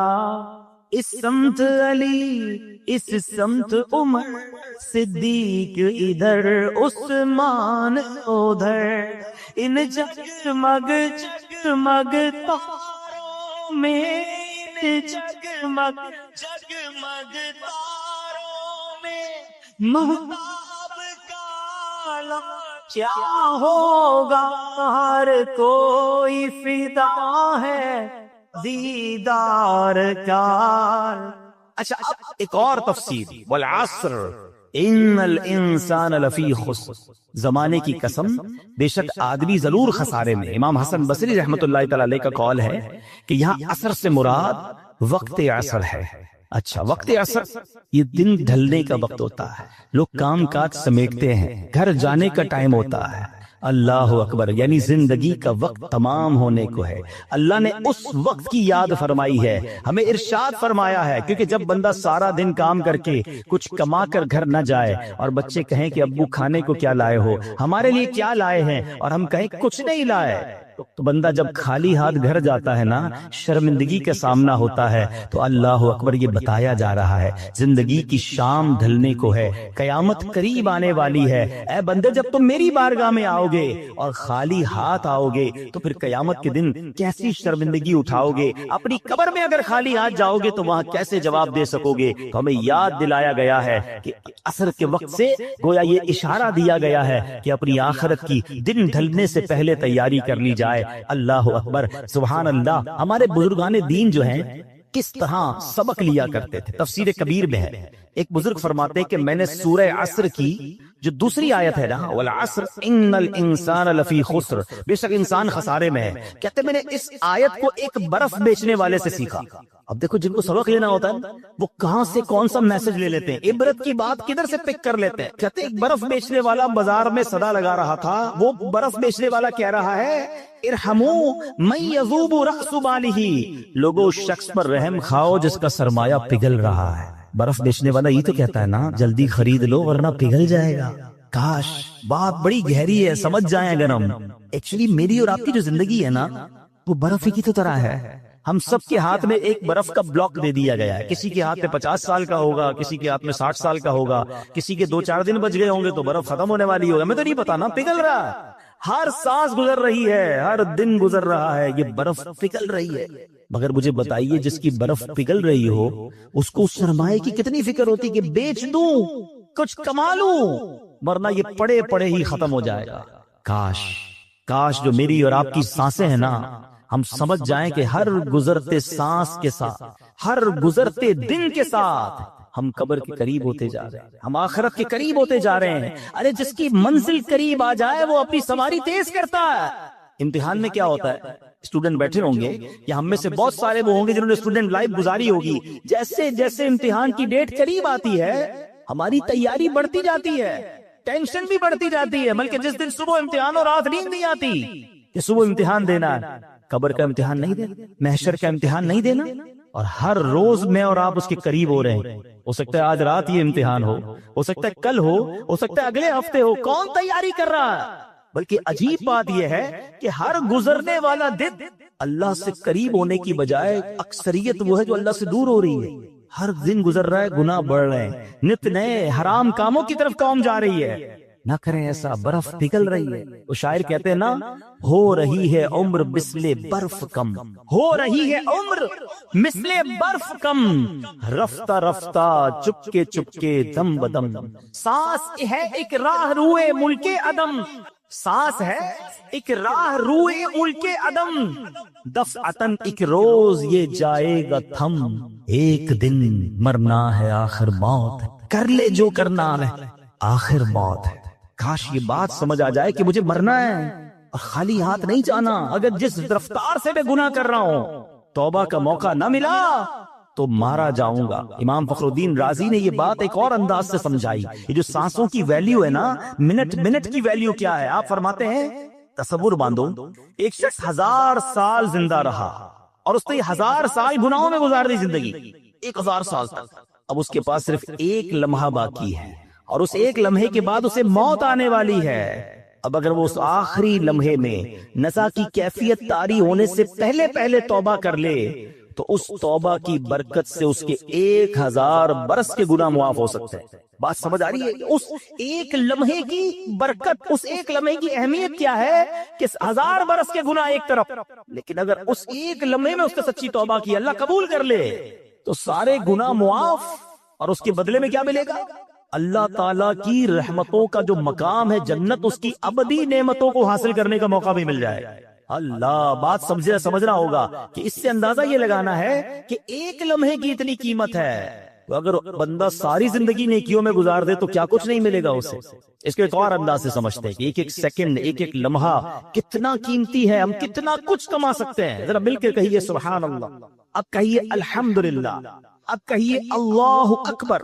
میرا خیال ہے 1 منٹ گھڑی آگے نہیں بڑھی، 30 سیکنڈ لگے ہوں گے، 25-30 سیکنڈ. ہم سب نے بیٹھے بیٹھے نہ پسینہ بہایا، نہ محنت کی، کچھ بھی نہیں کیا، صرف 30 سیکنڈ میں آپ کو پتا ہے ہم نے کیا کمایا. میرے نبی علیہ الصلوۃ والسلام کے سچے وعدے ہیں. احادیث میں مضمون ملتا ہے جو ایک بار سبحان اللہ کہے اس کے لیے جنت میں درخت لگا دیا جاتا. ایک بار اللہ اکبر کہے جنت میں درخت، ایک بار الحمدللہ کہے جنت میں درخت لگا دیا جاتا. بیٹھے بیٹھے اتنا آسان، پھر میں نیکیاں نہ کروں، پھر میں ان لمحات کی قدر نہ کروں، پھر میں گھنٹوں گھنٹوں دنوں مہینوں گناہوں میں گزاروں، فضول باتوں میں، فلمیں، ڈرامے، گانے، باجے، سوشل میڈیا، دوستوں کا گپ شپ گزرتا جا رہا. نہ کریں ایسا. روایتوں میں مضمون ملتا ہے کہ مرنے کے بعد نیک بھی پچھتائے گا، گناہگار بھی پچھتائیں گے. عرض کی گئی یا رسول اللہ صلی اللہ تعالی علیہ وسلم، گناہگار پچھتائے گا؟ یہ تو بات سمجھ آ رہی ہے، گناہ ہے اس کے، خطائیں ہیں، نیک کیوں پچھتائے گا؟ ارشاد ہوا نیک اس لیے پچھتائے گا کہ جب اپنے فضول اوقات یاد کرے گا اور اپنی نیکیوں کا جب اجر دیکھے گا نا کہ نمازوں کا اتنا ثواب، نیکیوں کا اتنا ثواب، کاش میں نے فضول باتیں کی تھی، فضول ٹائم ضائع کیا تھا، وہ بھی نہ کرتا تو اس کا ثواب بھی مجھے مل جاتا. تو بعد میں پچھتانے سے بہتر نہیں ہے بندہ ابھی نیکیاں کر لے، ابھی اپنے وقت کا فضول استعمال نہ کرے. قرآن جگہ جگہ جھنجھوڑ رہا ہے. ایک جگہ ارشاد ہوتا ہے یا ایھا الانسان انک کادح الی ربک قدحا فملاقی. قرآن کہتا ہے اے انسان، بے شک تو اپنے رب کی طرف دوڑنے والا ہے، پھر اس سے ملنے والا ہے.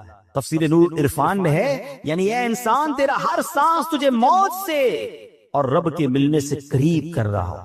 ہم اپنے سفر کی طرف بڑھ رہے ہیں، اپنی منزل کی طرف بڑھ رہے ہیں، مگر کاش یہ احساس بھی تو بن جائے نا کہ جب اللہ کی بارگاہ میں جانے کا وقت آگے کی طرف جا رہا ہوں تو تیاری بھی ساتھ ساتھ کرتا جاؤں، میں زیادہ نیکیاں کماتا جاؤں.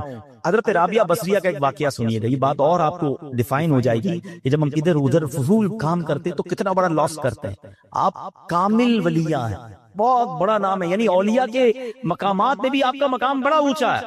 ایک رات سحری کا وقت خود فرماتی ہے کہ میں تسبیحات پڑھ رہی، اللہ کا ذکر کر رہی تھی، کرتے کرتے میری آنکھ لگ گئی. خواب میں دیکھا کہ ایک ہرا بھرا درخت ہے جو اتنا بڑا اور حسین ہے کہ بیان نہیں کیا جا سکتا. اس پر 3 قسم کے پھل لگے ہوئے ہیں. میں نے دنیا میں ایسے پھل نہیں دیکھے تھے. کچھ پھل سفید تھے، کچھ سرخ تھے، کچھ زرد، اور سب اس درخت میں چاند سورج کی طرح چمک دمک رہے تھے. فرماتی مجھے وہ درخت بہت اچھا لگا. میں نے کسی سے پوچھا یہ کس کا ہے؟ تو کہنے والے نے کہا یہ آپ کا ہے، یہ ان تسبیحات کا بدلہ ہے جو آپ ابھی پڑھ رہی تھی. تو آپ فرماتی میں نے درخت کے ارد گرد گھومنے لگی تو دیکھا کہ کچھ سنہرے رنگ کے جو پھل تھے نا وہ زمین پہ پڑے ہوئے. تو میں نے کہا کہ یہ بھی یہ پھل بھی درخت کے ساتھ موجود ہوتے تو کتنا ہی اچھا تھا. تو جواب کیا ملا کہ یہ وہی لگے تھے، یہ لگے تو درخت پہ ہی تھے، مگر تسبیح کرتے ہوئے جب آپ سوچنے لگی تھی نا کہ گندا ہوا آٹا خمیرہ ہو گیا یا نہیں، اس وقت یہ پھل گر گئے تھے. سمجھ آ رہی ہے بات؟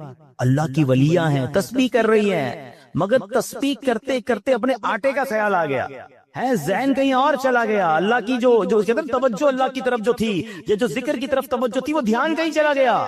تو فرماتی ہیں کہ وہ تھوڑی دیر کے لیے توجہ گئی تو وہ جو پھل تھے نا وہ نیچے گر گئے. میرا اور آپ کا تو دھیان ہی کہیں اور ہوتا ہے. اول تو عبادت کرنی نہیں ہے، اول تو نیکیاں کرنے کی طرف نہیں آتے، اور اگر آ بھی جائیں تو نماز میں خیال کہیں اور ہے، دعا میں خیال کہیں اور ہے، مسجد میں آئے تو دل باہر لگا ہوا ہے، بس جلدی گھڑی دیکھ کر نکلوں یار، یہ اجتماع ختم کب ہوگا، یہ بیان ختم کب ہوگا، یہ امام صاحب دعا کب کریں گے، اتنی لمبی نماز سلام ہی نہیں پھیر رہے. تو یہ آپ سوچیے ہم دنیا میں کیوں آئے ہیں؟ ہم اللہ کے بندے، ہمیں عبادت کے لیے بنایا گیا ہے، اور ہم کس کام میں لگ گئے ہیں. اور یہ تمام چیزوں کا جو اجر ہے نا، کہیں ایسا نہ ہو کہ قیامت کے دن کہا جائے کہ دگی نمازوں کا تمہارا اجر تھا مگر توجہ نہ تھی، اخلاص نہ تھا، یہ سب پھل نیچے گر گئے. تم نے صدقے تو دیے، تم نے خیرات تو کی، تمہیں اتنا پہاڑ جتنا ثواب ملنا تھا، مگر اس خیرات اور اس صدقے میں تمہاری نیت اللہ کی رضا نہیں بلکہ واہ واہ کی نیت تھی، لوگوں کو دکھانا تھا. یہ پہاڑ جتنی نیکیاں تمہاری ڈیلیٹ کر دی گئی. کتنی حسرت ہو. رمضان کے روزے رکھے تھے تم نے، گرمیوں میں بھی رکھے، سردیوں میں بھی رکھے، یہ تمہیں پہاڑ جتنی نیکیاں ملنے والی تھی، مگر ان روزوں میں تم نے گناہ بھی ساتھ، ان روزوں میں اللہ کی نافرمانیاں بھی کی. پھر کدھر جائیں گے؟ خدا را اپنے آپ پر رحم کیجیے. جن کاموں میں ہم لگ گئے ہیں نا، جو گناہوں کی عادتیں ہم پال بیٹھے ہیں، ہمارا دل جو ہے اس وقت حرام کاموں کی طرف لپک لپک کر جا رہا ہے. ایسا نہ کریں. اور ان واقعات سے سورہ عصر مجھے اور آپ کو جھنجھوڑ رہی ہے. والعصر ان الانسان لفی خسر. خسارے والے نہیں بننا ہمیں اللہ کی رحمت لوٹنے والا بننا ہے، ہمیں رب کی رحمت سے جنت میں جانے والا بننا ہے. اے میرے پیارے اسلامی بھائیوں، حضرت شریح رحمت اللہ تعالی علیہ نے دو شخصوں کو فضول کام کرتے ہوئے دیکھا تو فرمایا الفارغ ما امر بہذا. فارغ شخص کو اس کام کا حکم نہیں دیا گیا تھا. پھر آپ نے قرآن کی آیت پڑھی ان کے سامنے، فَإِذَا فَرَغْتَ فَانْصَبْ. قرآن کہتا ہے تو جب تم فارغ ہو تو خوب کوشش کرو، یعنی اپنے فارغ وقت کو عبادت میں صرف کرو. ادھر تو جیسی فارغ وقت ملا موبائل نکالا اور جناب شروع سوشل. 2 گھنٹے بیٹھے پتہ ہی نہیں چلا. ارے بھائی کیا کر رہے تھے؟ بس موبائل دیکھ رہا تھا. کتنے گھنٹے؟ 2 گھنٹے. کیا کیا؟ کوئی ثواب کا کام کیا؟ خود سوچے کیا کیا دیکھا، آنکھوں نے کیا دیکھا، کانوں نے کیا سنا. کاش یہ جو تھوڑے تھوڑے وقت ملتے ہیں نا. آپ کو پتا ہے آج کل دنیا میں ایک فینومینا ہے، جو پڑھے لکھے لوگ ہیں میری بات جلدی پک کریں گے، یونیورسٹی آن ویل. راستے میں کیے جانے والے کورسز. اب لوگوں نے کیا کیا ہے انٹرنیشنلی، پاکستان میں بھی ہوتا ہے کہ اگر مثال کے طور پہ روزانہ کسی کو جاتلا سے دینا یا میرپور یا کسی اور شہر میں روزانہ صبح جانا ہوتا ہے، بس میں جاتا ہے یا گاڑی میں جاتا ہے کسی طرح. اب لوگوں نے کیا کیا انٹرنیشنلی کہ جب وہ ٹریول کرتے ہیں تو اس ٹریول ٹائم میں کچھ پڑھنا شروع کر دیتے.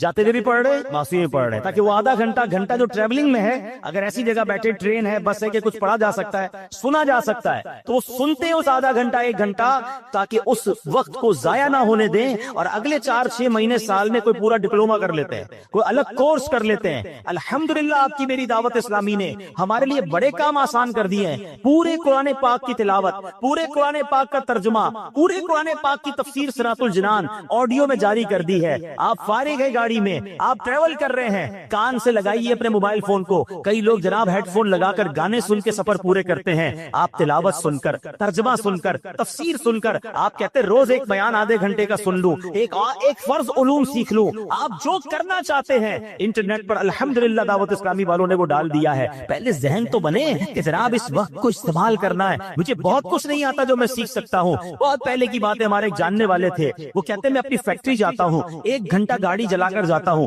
1 گھنٹہ واپس آتا ہوں. میں نے کیا کیا ہے، اپنی گاڑی میں قرآن پاک ترجمے کے ساتھ رکھ لیا ہے. کنز الایمان کا ترجمہ اس زمانے میں جاری ہوا تھا. وہ کہتے جاتے بھی 1 پارہ سنتا ہوں، واپسی میں 1 پارہ سنتا ہوں. ہر 15 دن بعد میرا گاڑی میں ختم قرآن ہو جاتا ہے. کہتے اب اتنی بار سن لیا قرآن کہ اب مجھے امام صاحب تلاوت کرتے ہیں تو قرآن سمجھ آنے لگ گیا ہے کہ اس آیت کا ترجمہ کیا ہے. کتنا شاندار ذہن تھا. وقت میں چوز آیا کروں. اگر ہمارا ذہن بن جائے, مثال دیتا ہوں, ہمارا کوئی دوست ہمیں کہے یار ذرا بیٹھنا, میں آ رہا ہوں 10 منٹ میں, ہم فوری طور پہ ریپلائی کیا ہوتا, ٹھیک ہے آپ آئیے. ہم کیا کرتے ہیں 10 منٹ میں موبائل نکلے گا اور 10 منٹ موبائل دیکھتے رہیں گے. وہ 20 منٹ میں بھی آئے گا, میں پتہ نہیں چلے گا, مگر یہ 10 15 20 منٹ ضائع کر دیے. اگر ذہن ہونا وقت کی قدر کا, یہی موبائل باہر نکلے گا اور اسی موبائل میں اگر قرآن پاک ڈاؤن لوڈ ہوگا تو میرا ذہن بنے گا یا یہ 10 منٹ میں آئے گا, میں 10 منٹ میں سورہ یاسین کی تلاوت کر لوں گا. ہے اور سورہ یاسین کی فضیلت کیا ہے, جو ایک بار سورہ یاسین پڑھے اسے 10 قرآن پاک کا ثواب ملتا ہے. یار یہ 12 منٹ تک کہہ کر گئے ہیں, مجھے 12 منٹ انتظار کرنا ہے, میں 112 بار درود پاک پڑھ سکتا ہوں. تسبیح نکلے گی جیب سے, 112 بار درود پاک ہو جائیں گے.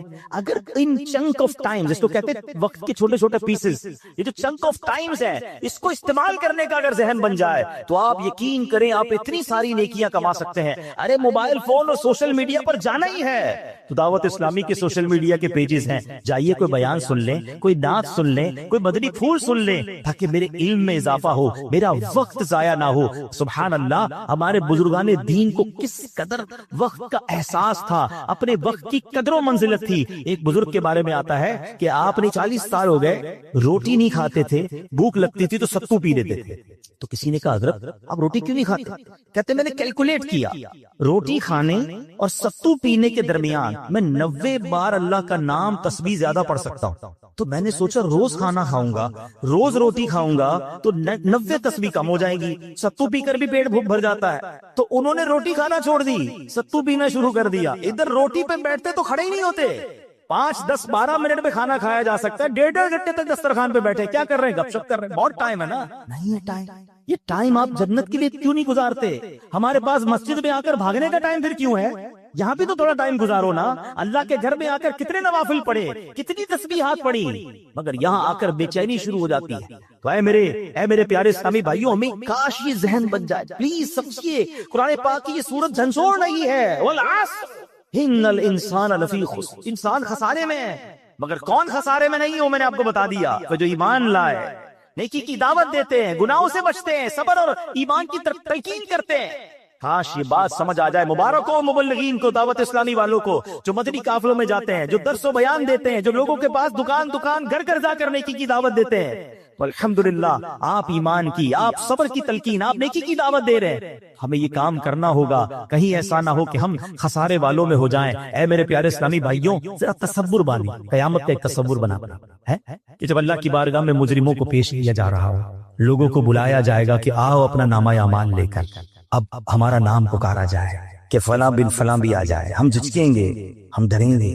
ہمیں پتا ہے کہ گناہ زیادہ ہیں, ہمیں پتا ہے کہ نامہ اعمال کھلا تو برباد ہو جائے. شرم بھی آ رہی ہوگی کیونکہ اتنے گناہ ہیں کہ لوگوں کے سامنے پڑھ کر کیسے سنائیں گے. اور جب ہمارا نامہ اعمال ہمارے ہاتھوں میں تھما دیا جائے گا تو ہمارا بنے گا کیا؟ قرآن میں بتایا گیا کہ جو مجرم ہوں گے نا, وہ پتہ ہے کیا پکاریں گے جب ان کا نامہ اعمال دیا جائے گا نا انہیں, تو ان کی چیخو پکار کیا ہوگی؟ قرآن کہتا ہے یا لیتنی لم اوت کتابیا ولم ادری ما حسابیا, اے کاش کہ مجھے میرا نامہ اعمال نہ دیا جاتا اور میں نہ جانتا کہ میرا حساب کیا ہے. یا لیتہا کانت القاضیہ, اے کاش کہ دنیا کی موت ہی میرا کام تمام کر دیتی. ما اغنا عنی مالیا, میرا مال میرے کچھ کام نہ آیا. ہلک عنی سلطانیہ, کیا کہے گا, میرا سب زور جاتا رہا. آج کہتے لوگ میرا بڑا کرو فر ہے, میں فلاں علاقے کا چیئرمین, میں ناظم, میں صدر, میں وزیر اعظم, میں صوبائی صدر, میں فلاں کونسلر, میں ایم این اے, میں ایم پی اے, میرے ڈالے, میرے جناب گارڈز, میرا پیسہ, میری کوٹھیاں. اگر نامہ اعمال میں گناہ ہے, اگر اللہ ناراض ہوا, خدا کی قسم نہ مال کام آئے گا, نہ تمہارا یہ کرو فر کام آئے گا. وہ پکارے گا ما اغنا عنی مالیا, میرا مال میرے کچھ کام نہ آیا. ہلک عنی سلطانیہ, میرا سب زور جاتا رہا. اس دن کیا کریں گے, اس دن کس کو پکاریں گے؟ اپنے نامہ اعمال کو ٹھیک کر لو, اپنے نامہ اعمال پہ نیکیاں درج کروانے کی فکر کیجئے. میرے پیارے اسلامی بھائیوں, اس دن اعمال تولے جائیں گے. قرآن کہتا ہے سورہ قارعہ میں, پڑھیے تو صحیح قرآن. قرآن کیا کہتا ہے؟ القارعۃ بالقارعہ وما ادراک مل قارعہ یوم یکون الناس کالفراش المبثوث وتکون الجبال کالعہن المنفوش. پہلے تو قرآن نے قیامت کا منظر بتایا نا کہ پہاڑ اڑ رہے ہوں گے، لوگ بھاگ رہے ہوں گے پتنگوں کی طرح، ہیبت ناک منظر ہوگا. اور اس خوف پہ ہوگا کیا؟ فَأَمَّا مَنْ ثَقُلَتْ مَوَازِينُهُ فَهُوَ فِي عِيشَةٍ رَاضِيَةٍ. قرآن کہتا ہے جس کی نیکیوں کا پلڑا بھاری ہو گیا وہ عیش میں ہوگا، چین میں ہوگا، مزے میں ہوگا. کہتا ہے اما من خفت موازینہ، جس کی نیکیوں کا پلڑا ہلکا ہو گیا فَأُمُّهُ وَمَا أَدْرَاكَ مَا هِيَ نَارٌ حَامِيَةٌ، جس کی نیکیوں کا پلڑا ہلکا ہو گیا بھڑکتی ہوئی شعلے مارتی ہوئی آگ میں چلا جائے. کیا کریں گے ہم؟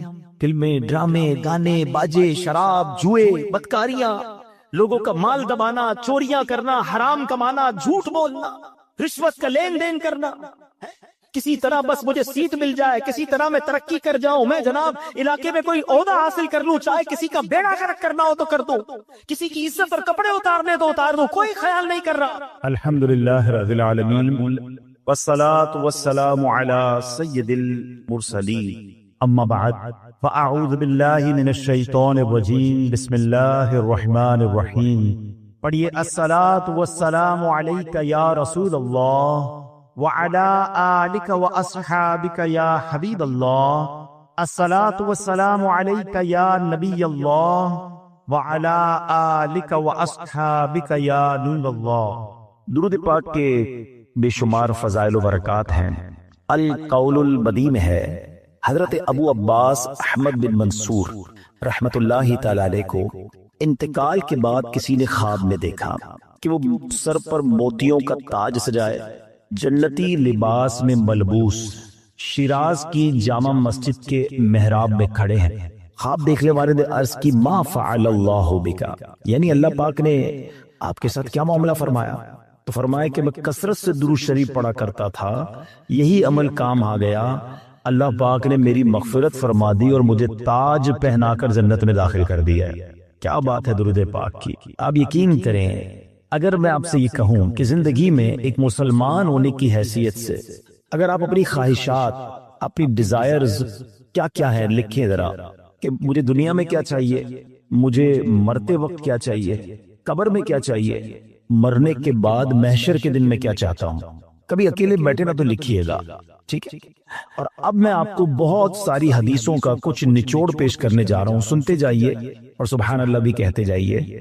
اگر آپ روزی میں برکت چاہتے ہیں تو درود پاک پڑھیے، اگر آپ بیماری سے شفا چاہتے ہیں تو درود پاک پڑھیے، اگر آپ ذلت و رسوائی سے بچنا چاہتے ہیں تو درود پاک پڑھیے، اگر آپ عزت میں اضافہ چاہتے ہیں تو درود پاک پڑھیے، آپ مصیبتوں اور پریشانیوں سے بچنا چاہتے ہیں تو درود پاک پڑھیے، مرتے وقت کلمہ پڑھنا چاہتے ہیں تو درود پاک پڑھیے، مرتے وقت آقا کا دیدار کرنا چاہتے ہیں تو درود پاک پڑھیے، آپ یہ چاہتے ہیں کہ آقا اپنے مبارک ہاتھوں سے قبر میں اتارے تو درود پاک پڑھیے، اپنی قبر کو نور مصطفیٰ سے جگمگانا چاہتے ہیں تو درود پاک پڑھیے، قیامت کے دن نبی پاک کے پرچم تلے اٹھنا چاہتے ہیں تو درود پاک پڑھیے، آقا کے ہاتھوں جام کوثر پینا چاہتے ہیں تو درود پاک پڑھیے، اور سنیے آقا کے ساتھ جنت میں جانا چاہتے ہیں تو درود پاک پڑھیے، مدینے جانا چاہتے ہیں، بار بار جانا چاہتے ہیں تو درود پاک پڑھیے، اور زندگی میں دیدار مصطفیٰ کرنا چاہتے ہیں تو درود پاک پڑھیے.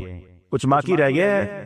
اللہ اکبر یا رسول اللہ. مجھے بتائیے اور کچھ باقی رہ گیا ہے؟ ایک مسلمان ہونے کی حیثیت سے what ever I need in دنیا اور ان ہیئر آفٹر، دنیا اور آخرت میں جو کچھ چاہیے، روزی برکت والی زندگی لگی، عزت والی، پریشانیاں دور ہو جائیں، بیماریاں دور ہو جائیں، ذلت اور رسوائی سے بچا رہوں، ایمان والی موت ملے، جب تک زندہ رہوں مدینے آتا جاتا رہوں، آقا کی دید کرتا رہوں، آقا جنت میں ساتھ لے جائیں. اب کچھ باقی بچتا ہے. اب یقین کریں میں نے اپنی طرف سے نہیں بتایا، یہ جن کا کچھ مطالعہ ہے تو ان کو یاد آ رہا ہوگا کہ اس ہر جملے کے پیچھے کوئی نہ کوئی ایک روایت یا کوئی نہ کوئی حدیث موجود ہے. یعنی یہ سارے انعامات دنیا کے، قبر کے، حشر کے، یہ سارے انعامات نبی پاک نے درود پاک کی فضیلت میں بیان فرما دی ہیں. یہ ایسے ہی شاعر نے نہیں کہا کہ ہر درد کی دوا ہے صلی علی محمد، تعویذ ہر بلا ہے صلی علی محمد صلی اللہ علیہ وسلم، پھر کیوں نہیں پڑھتے؟ یعنی اتنے سارے مسئلے حل ہو جائیں ایک ہی وظیفے سے. لوگ پوچھتے رہتے ہیں کوئی وظیفہ بتا دیں، روزی میں برکت کا بتا دیں، پریشانی دور ہو جائے بتا دیں، مدینے کا کوئی وظیفہ بتا دیں. تو یہ سارے وظیفے درود پاک میں چھپے ہوئے ہیں. پکڑ لو نا درود پاک، پھر دیکھیں اس کی کیسی برکتیں آپ زندگی میں دیکھیں گے. آپ کا چہرہ شاش بشاش ہو جائے گا، آپ کی طبیعت فریش ہو جائے گی، آپ کو مزے کو مزہ آ جائے گا. بس درود پاک کی کثرت پڑھتے رہا کرے، پڑھتے رہا. انشاءاللہ برکتیں ہی برکتیں. میں بھی نیت کروں، آپ بھی نیت کریں. ایک اور خوبصورت بات بتاؤں، جو بڑی خوبصورت آیت ہے، میں سمجھتا ہوں شاید دنیا بھر کے عاشقان رسول کو یہ کم از کم آیت تو سب کو یاد ہوگی. کون سی آیت؟ ان اللہ وملائکتہ یصلون علی النبی یا ایھا الذین آمنوا صلوا علیہ وسلموا تسلیما. مل کر درود پاک. اللہم صل علی سیدنا ومولانا محمد طب القلوب ودوائها وعافیة الابدان وشفائها ونور الابصار وضیائها وعلى آلہ وصحبہ وبارک وسلم. اب یہ جو آیت درود ہے نا، شعبان کے مہینے میں نازل ہوئی ہے، تو چلو نیت کر لیں انشاءاللہ اب سے روزانہ کثرت سے درود پاک پڑھیں گے انشاءاللہ. آئیے مل کر محبت کے ساتھ ایک بار پھر درود پاک. صلو علی الحبیب صلی اللہ تعالی علی محمد صلی اللہ علیہ وسلم. مشہور صحابی حضرت ابو ہریرہ رضی اللہ تعالیٰ عنہ فرماتے ہیں کہ ایک مرتبہ میں رسول اکرم نور مجسم صلی اللہ تعالی علیہ وآلہ وسلم کی اقتداء میں نماز عشاء پڑھ کر واپس جا رہا تھا. میں نے دیکھا کہ ایک عورت اپنے آپ کو پوری طرح ڈھانپ کر سڑک سے ایک کنارے پر کھڑی ہے اور اس نے مجھے پکارا کہ اے ابو ہریرہ ذرا میری بات سنو. آپ کہتے ہیں میں قریب گیا، میں خلاصہ عرض کر رہا ہوں. تو اس عورت نے کہا کہ مجھ سے بہت بڑا گناہ ہو گیا ہے، کیا میری توبہ قبول ہوگی؟ حضرت ابو ہریرہ نے اس سے سوال کیا کہ کیا گناہ ہو گیا؟ اس نے گناہ کی تفصیل بتائی، کافی بڑا گناہ تھا. آپ نے کہا کہ تو ہلاک ہو گئی اور تو نے دوسروں کو بھی ہلاکت میں ڈال دیا، اتنا بڑا گناہ کیا، اب تم توبہ کی امید رکھتی ہو؟ اللہ پاک کی قسم تیری توبہ قبول نہیں ہوگی. جب آپ نے یہ کہا تو وہ عورت خوف خدا سے کانپنے لگی اور اتنا زور سے کانپی کہ کانپتے کانپتے وہ بے ہوش ہو گئی. آپ نبی پاک کی بارگاہ میں آ گئے. اب آپ کو خیال آیا کہ یار میں نے اس کو کہہ تو دیا، مگر میں نے اللہ کے نبی صلی اللہ تعالی علیہ وسلم سے مشورہ تو نہیں کیا، پیارے آقا سے پوچھا تو نہیں. اب آپ نبی پاک علیہ الصلوۃ والسلام کی بارگاہ میں آئے اور آقا سے عرض کی کہ حضور ایسا ایسا ہوا اور ایک عورت مجھے ملی اور اس نے مجھے اپنا گناہ بتایا. میں نے کہا اتنا بڑا گناہ، اب تیری توبہ قبول نہیں ہوگی. اللہ اکبر. جب نبی رحمت شفیع امت صلی اللہ تعالی علیہ وسلم نے یہ بات سنی تو فرمایا انا للہ و انا الیہ راجعون. اے ابو ہریرہ تو خود بھی ہلاک ہوا اور تم اس عورت کو بھی ہلاکت میں ڈالا، کیا تمہیں اللہ پاک کا یہ فرمان یاد نہیں؟ پھر نبی پاک علیہ الصلوۃ والسلام نے قرآن مجید فرقان حمید کی یہ آیت تلاوت کی. ذرا غور سے تلاوت سنیے گا. اللہ کریم ارشاد فرماتا ہے بسم اللہ الرحمن الرحیم الا من تاب وآمن وعمل عملا صالحا فاولئک یبدل اللہ سیئاتہم حسنات وکان اللہ غفورا رحیما. ترجمہ کنز العرفان. مگر جو توبہ کرے اور ایمان لائے اور اچھا کام کرے تو ایسوں کی برائیوں کو اللہ نیکیوں سے بدل دے گا اور اللہ بخشنے والا مہربان ہے. حضرت ابو ہریرہ نے جب یہ آیت کریمہ سنی اور پیارے آقا علیہ الصلوۃ والسلام کا یہ فرمان سنا تو آپ کو احساس ہوا کہ میں نے غلط مسئلہ بیان کر دیا. آپ پر یہ احساس اتنا غالب ہو گیا کہ آپ مدینہ منورہ کی اب گلیوں میں آواز لگانے لگے. ایک عورت نے مجھ سے رات ایک مسئلہ پوچھا تھا، کوئی بتا سکتا ہے وہ عورت کون ہے؟ آپ سارا دن مدینے کی گلیوں میں آواز لگاتے رہے، مجھے اس عورت کا پتہ بتاؤ جس نے مجھ سے مسئلہ پوچھا تھا. اب رات ہوئی تو وہ عورت آپ کو کل والی جگہ پر بھی کھڑی مل گئی. آپ فوراً اس عورت کے پاس پہنچے، اسے نبی پاک کا فرمان سنایا اور کہا تمہیں مبارک ہو، اگر تم توبہ کرو گی تو اللہ تمہاری توبہ قبول فرما لے گا. اب یہ عورت اتنی خوش ہوئی کہ مارے خوشی کے کہتی ہے کہ میرا ایک باغ ہے، میں نے اپنے گناہ کے کفارے میں وہ باغ راہ خدا میں صدقہ کر رہی ہوں. یہ برا باغ ہے ابو ہریرہ، میں اللہ کی راہ میں صدقہ کرتی ہوں. اللہ اکبر. اے میرے پیارے اسلامی بھائی، اس ایک واقعے میں ہمارے لیے بہت کچھ ہے. پہلے تھوڑا سا تربیت کے مدنی پھول ذرا سمجھیے کہ اتنی بڑی ہستی ہیں سیدنا ابو ہریرہ رضی اللہ تعالیٰ، لیکن جیسے انہیں پتا چلا کہ میں نے یہ مسئلہ تو بیان کر دیا ہے مگر نبی پاک علیہ الصلوۃ والسلام سے پہلے اس کا حکم تو پوچھ لیتا، یہ ہمیں کیا درس دے رہا ہے کہ بغیر علم کے اپنی طرف سے شرعی مسئلہ بیان نہیں کرنا چاہیے. جو بغیر علم کے دینی مسئلے بتاتا ہے وہ خود بھی ہلاک ہوتا ہے اور دوسروں کو بھی ہلاکت میں ڈالتا ہے. ہاں میں بتاتا ہوں نا اس کا مسئلے کا حل کیا ہے، حالانکہ خود کہیں پڑھا نہیں ہوتا. تو جب تک آپ کو علم نہیں ہے، آپ جانتے نہیں ہیں، تو کسی مسئلے کو بیان نہیں کرنا چاہیے. دوسری بات کہ اگر خدا نہ خواستہ کوئی غلط مسئلہ بتا بیٹھا یا بتا تو درست رہا تھا، بتاتے بتاتے غلطی کر بیٹھا، تو اسے چاہیے کہ ازالہ کرے، فوراً اس کا جو بھی ازالہ بنتا ہے وہ کرے. سیدنا ابو ہریرہ رضی اللہ عنہ کا ازالہ تو دیکھیں کہ آپ کو جیسے ہی پتا چلا کہ اصل مسئلہ یہ ہے، اب آپ مدینے کی گلیوں میں صدا لگا رہے ہیں، تلاش کر رہے ہیں، پورا دن ڈھونڈتے رہے اس خاتون کو کہ میرے سے غلطی ہو گئی، میں نے اس کو غلط مسئلہ بتایا، تاکہ اس کو تلاش کر کے اس کو درست مسئلہ بتایا جائے. اللہ اکبر. صحابہ کرام کی ادائیں بھی کتنی نرالی ہوتی ہیں، اللہ ان کا صدقہ عطا فرما دے. اب ہوتا کیا ہے کہ کبھی کوئی غلط مسئلہ بیان ہو گیا، یا بیان میں، مشورے میں، درس میں کوئی غلطی ہو گئی، غلطی پتہ چل جائے، اب شرم آتی ہے کہ کیسے کہوں مجھ سے غلطی ہو گئی ہے، میں تو اتنا بڑا مبلغ بن کے گیا تھا، میں نے تو جناب اتنے پبلک میں بیان کیا تھا، اب میں کیسے بتاؤں کہ جناب میں نے یہ غلط پڑھ دیا یا غلط بیان کر دیا. حضرت ابو ہریرہ سب سے زیادہ جن کو حدیثیں یاد ہے، مگر سچ بتائیں بات سمجھنے والی پتہ کیا ہے؟ جو لوگ یہ سمجھتے ہیں نا کہ یار غلطی ماننے سے عزت کم ہو جاتی ہے، سچ بتاؤ آج 1450 سال بعد حضرت ابو ہریرہ کا یہ واقعہ سن کے ہمارے دلوں میں ان کی عزت کم ہو رہی ہے، بڑھ رہی ہے. Simple is that. غلطی ماننے سے انسان جو ہے وہ نیچا نہیں ہوتا. اللہ میرے پیر و مرشد کو سلامت رکھے، جن کی برکت سے لاکھوں علماء بن گئے. مگر آپ اپنے مدنی مذاکرے میں اپنے ساتھ علماء کرام، مفتیان کرام کو بٹھاتے ہیں، اور اگر کوئی توجہ دلاتا ہے تو لائیو چینل پر آپ فرماتے ہیں کہ یہ مسئلہ یوں نہیں یوں ہے. کوئی عزت کم نہیں ہوتی جناب. تو سبحان اللہ، دو باتیں سیکھنے کو ملی کہ پہلے بتانا ہی نہیں ہے، اگر نہیں آتا تو اپنی بڑائی مارنے کے لیے بندہ کہہ دے مجھے نہیں معلوم، واللہ عالم میں نہیں جانتا.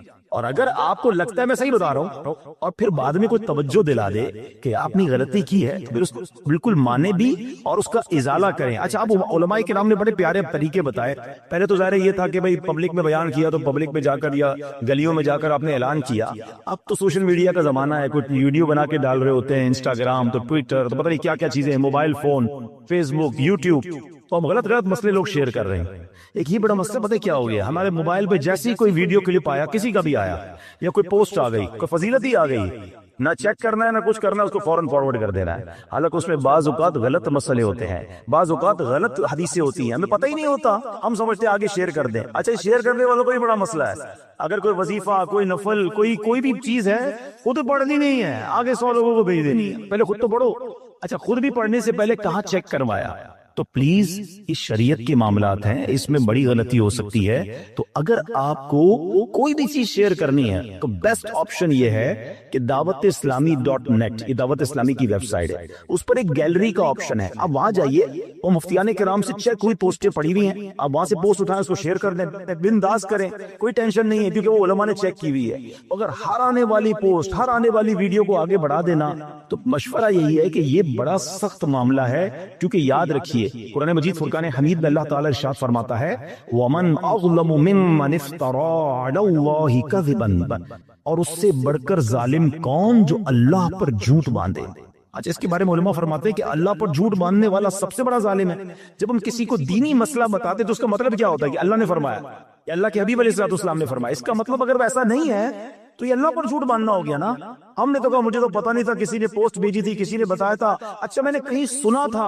اب کئی لوگوں کی تو عادت پتہ کیا ہے، ان کے ساتھ بیٹھو نا تھوڑی دیر بعد کہیں گے اللہ یہ فرماتا ہے، اللہ نے قرآن میں یہ فرمایا. پوچھو کدھر فرمایا؟ بولا یہ نہیں پتا، اللہ قرآن میں یہ کہتا ہے. کہاں کہتا ہے بتاؤ نا، آیت دکھاؤ. اللہ نے فرمایا یہ کرنا چاہیے، کہاں فرمایا؟ اپنی طرف سے.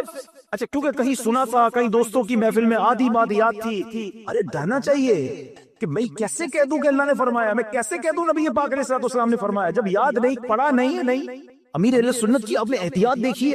آپ حدیث کی کتاب منگاتے ہیں کہ پورا دیکھ کر پڑھتے ہیں، مگر یا تو اپنی مرضی سے چل رہا ہے معاملہ. خدا کے واسطے ہم سمجھ رہے ثواب کما رہے ہیں، اور ایسا نہ ہو کہ گناہ جاریہ والے کام ہو رہے ہو. تو میں نے آپ کو آسان حل بتا دیا کہ دعوت اسلامی کے جو آفیشیل سوشل میڈیا کے پیجز ہیں، اگر آپ کو شوق ہے تو وہاں سے کوئی پوسٹ اٹھا لیں، وہاں سے کوئی چیز اٹھائیں اور اس کو شیئر کریں. باقی خدا را ان کاموں کو اپنی مرضی سے آگے نہ کریں، کہیں ہم گناہ گار نہ ہو. تو ایک بات تو ہمیں اس پورے واقعے سے سیدنا ابو ہریرہ رضی اللہ عنہ کو جو انداز، آپ کی عاجزی، آپ کا ازالہ کرنا، آپ کا اس عورت کو تلاش کرنا، یہ سکھا رہا ہے کہ مسئلہ غلط بیان کرنا کتنا بڑا مسئلہ ہے. اللہ کرے کہ ہم اس کو سمجھیں. اب دوسری خوبصورت، آئے ہائے، عورت کا گناہ ہے، بڑا گناہ ہے. مگر نبی پاک نے جو آیت بیان فرما دی اور جو اس تک پیغام پہنچایا کہ توبہ کر لو، میرا رب توبہ قبول فرما لے گا۔ آئے ہے میرے پیارے اسلامی بھائیو، کتنا ہی بڑا گناہ کیوں نہ ہو جا، اللہ سے مایوس نہیں ہونا ہے، اس کی رحمت سے مایوس نہیں ہونا ہے، کیونکہ میرے آقا مدینے والے مصطفیٰ صلی اللہ تعالی علیہ وسلم فرماتے ہیں التائب من الذنب کمن لا ذنب له، گناہوں سے توبہ کرنے والا ایسا ہے جیسا اس نے گناہ کیا ہی نہیں ہے، ختم، null and void, deleted۔ یہ اتنی بڑی اللہ کی رحمت ہے کہ بس سچی توبہ ہو جائے نا، اللہ اس کو سارے اس کے گناہ معاف فرما دیتا ہے۔ حضرت عبداللہ ابن عبید رحمت اللہ تعالی سے روایت ہے، فرماتے ہیں کہ اللہ پاک کے نبی اور ہم سب انسانوں کے والد محترم حضرت آدم علیہ السلام نے اللہ پاک کی بارگاہ میں عرض کی، اے رب عز و جل، تو نے شیطان کو میرا دشمن بنایا ہے لیکن میری اولاد اس کا مقابلہ کرنے کی طاقت نہیں رکھتی۔ تو اللہ پاک نے فرمایا، اے آدم، آپ کی اولاد میں قیامت تک جو بھی انسان پیدا ہوگا میں اس کے ساتھ ایک محافظ فرشتہ مقرر فرما دوں گا جو انسان کے لیے شیطان کی جو چال ہے اس سے اس کی حفاظت کرے گا۔ حضرت آدم علیہ السلام نے عرض کی، مولا مزید کرم فرما۔ اللہ پاک نے فرمایا، اے آدم، آپ کی اولاد کو ایک نیکی کا اجر 10 گنا ملے گا، نیکی ایک کریں گے اجر ملٹی پلائی بائی 10 ہو جائے گا، اور پھر اللہ نے فرمایا اس پہ مزید بڑھاؤں گا، جبکہ گناہ کوئی ایک کرے گا تو اس کے نامہ عمل ایک ہی گناہ لکھا جائے گا۔ اللہ کی شان دیکھو، ایک ہی نیکی اجر 10 گنا، گناہ ایک لکھا بھی ایک جائے گا۔ حضرت آدم علیہ السلام نے عرض کی، مولا اور کرم کر دے، دیکھو شروع سے ہم پر مہربانیاں آئی ہیں۔ حضرت آدم علیہ السلام بھی اپنی اولاد کے لیے اللہ کی بارگاہ میں عرض کر رہے ہیں۔ اللہ پاک نے فرمایا، اے آدم، جب تک روح انسان کے بدن میں رہے گی میں اس کی توبہ قبول کرتا رہوں گا، جب تک زندہ ہے نا، جب تک توبہ کر لے اس کی توبہ قبول ہو جائے گی۔ اللہ اکبر، کتنا کریم ہمارا مولا ہے، ہمارا پروردگار کیسا رحیم ہے۔ جب بھی گناہ ہو جائیں فوراً اللہ کی بارگاہ میں حاضر ہو جایا کرو، اپنی غلطی کا اقرار کر کے شرمندہ ہو جایا کرے، انشاءاللہ کریم توبہ قبول ہوگی اور گناہوں کی میل سے دامن صاف ہو جائے گا۔ ارے توبہ جب ہو جائے نا اور بندہ سچی توبہ کر لے، دیکھو اللہ کیسا کریم ہے، کیسا کرم کرتا ہے۔ ایک بزرگ کے بارے میں آتا ہے، حبیب عجمی رحمت اللہ تعالی، ان کا نام تھا، ابھی بہت بڑے آپ اللہ کے ولی گزرے ہیں، بصرہ کے رہنے والے تھے، مگر توبہ سے پہلے آپ کی زندگی بڑی عجیب تھی، آپ بڑے امیر آدمی تھے، لوگوں کو قرضہ دیا کرتے تھے مگر سود پر قرضہ دیا کرتے تھے، سود لیا کرتے تھے۔ حال ایسا تھا کہ جب کسی سے سود لینے جاتے تھے یا قرضہ لینے جاتے تھے، وہ پیسہ نہ دیتا، لیٹ ہو جاتا تو اس سے جرمانہ وصول کر لیا کرتے تھے۔ ایک مرتبہ ایک مقروض کے دروازے پر گئے، وہ مقروض تو گھر پہ نہیں تھا، اس کی بیوی تھی، تو کہا میرا شوہر تو آج گھر پر نہیں ہے، نہ ہی میرے پاس رقم ہے کہ آپ کو دوں۔ آپ نے کہا مجھے تو چاہیے بھائی، کچھ نہ کچھ تو جرمانہ دینا ہوگا۔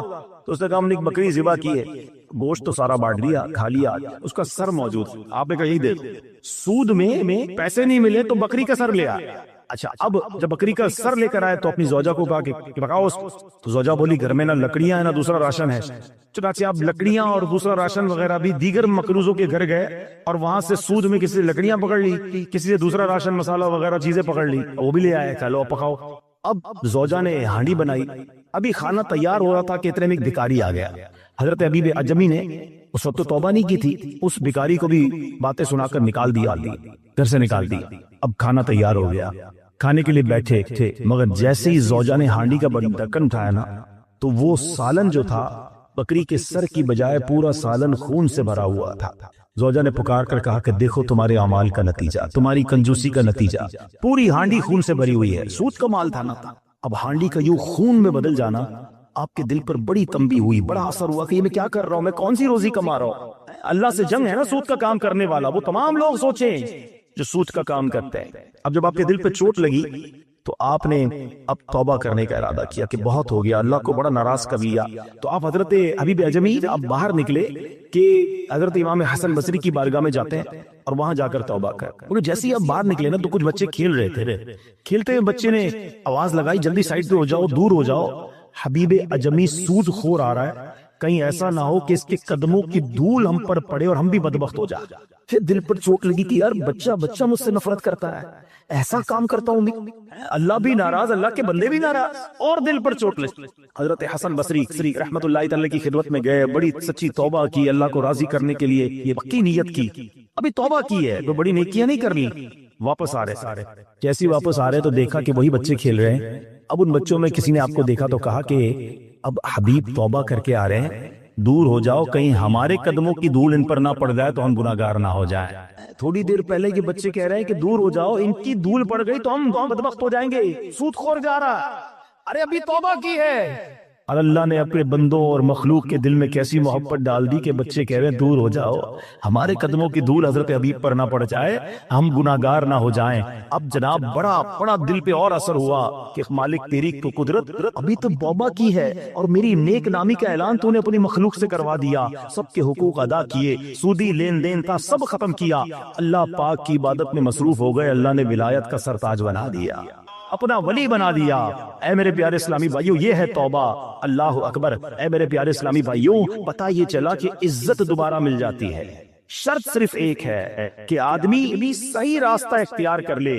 اولیاء کرام کی سیرت پڑھ کر دیکھیں، ہزاروں اولیاء کرام ایسے ہیں جو توبہ سے پہلے گناہوں میں مشغول تھے، معاشرے میں انہیں بری نگاہ سے دیکھا جاتا تھا، لوگ ان سے نفرت کیا کرتے تھے، مگر جب اللہ کی طرف آ گئے تو کیا کمال ہوا کہ اب جناب لوگوں کے دلوں میں تو دلوں میں، جانوروں کے دلوں میں بھی اللہ نے اپنی مخلوق کے دلوں میں ان کی عزت ڈال دی، کیونکہ عزت کس کے پاس ہے؟ رب کے پاس ہے۔ دلوں کا اختیار کس کے پاس ہے؟ وہ رب کے پاس ہے۔ آسمان ولایت کا ایک اور چمکتا ستارہ حضرت فضیل بن عیاض رحمۃ اللہ تعالی علیہ توبہ سے پہلے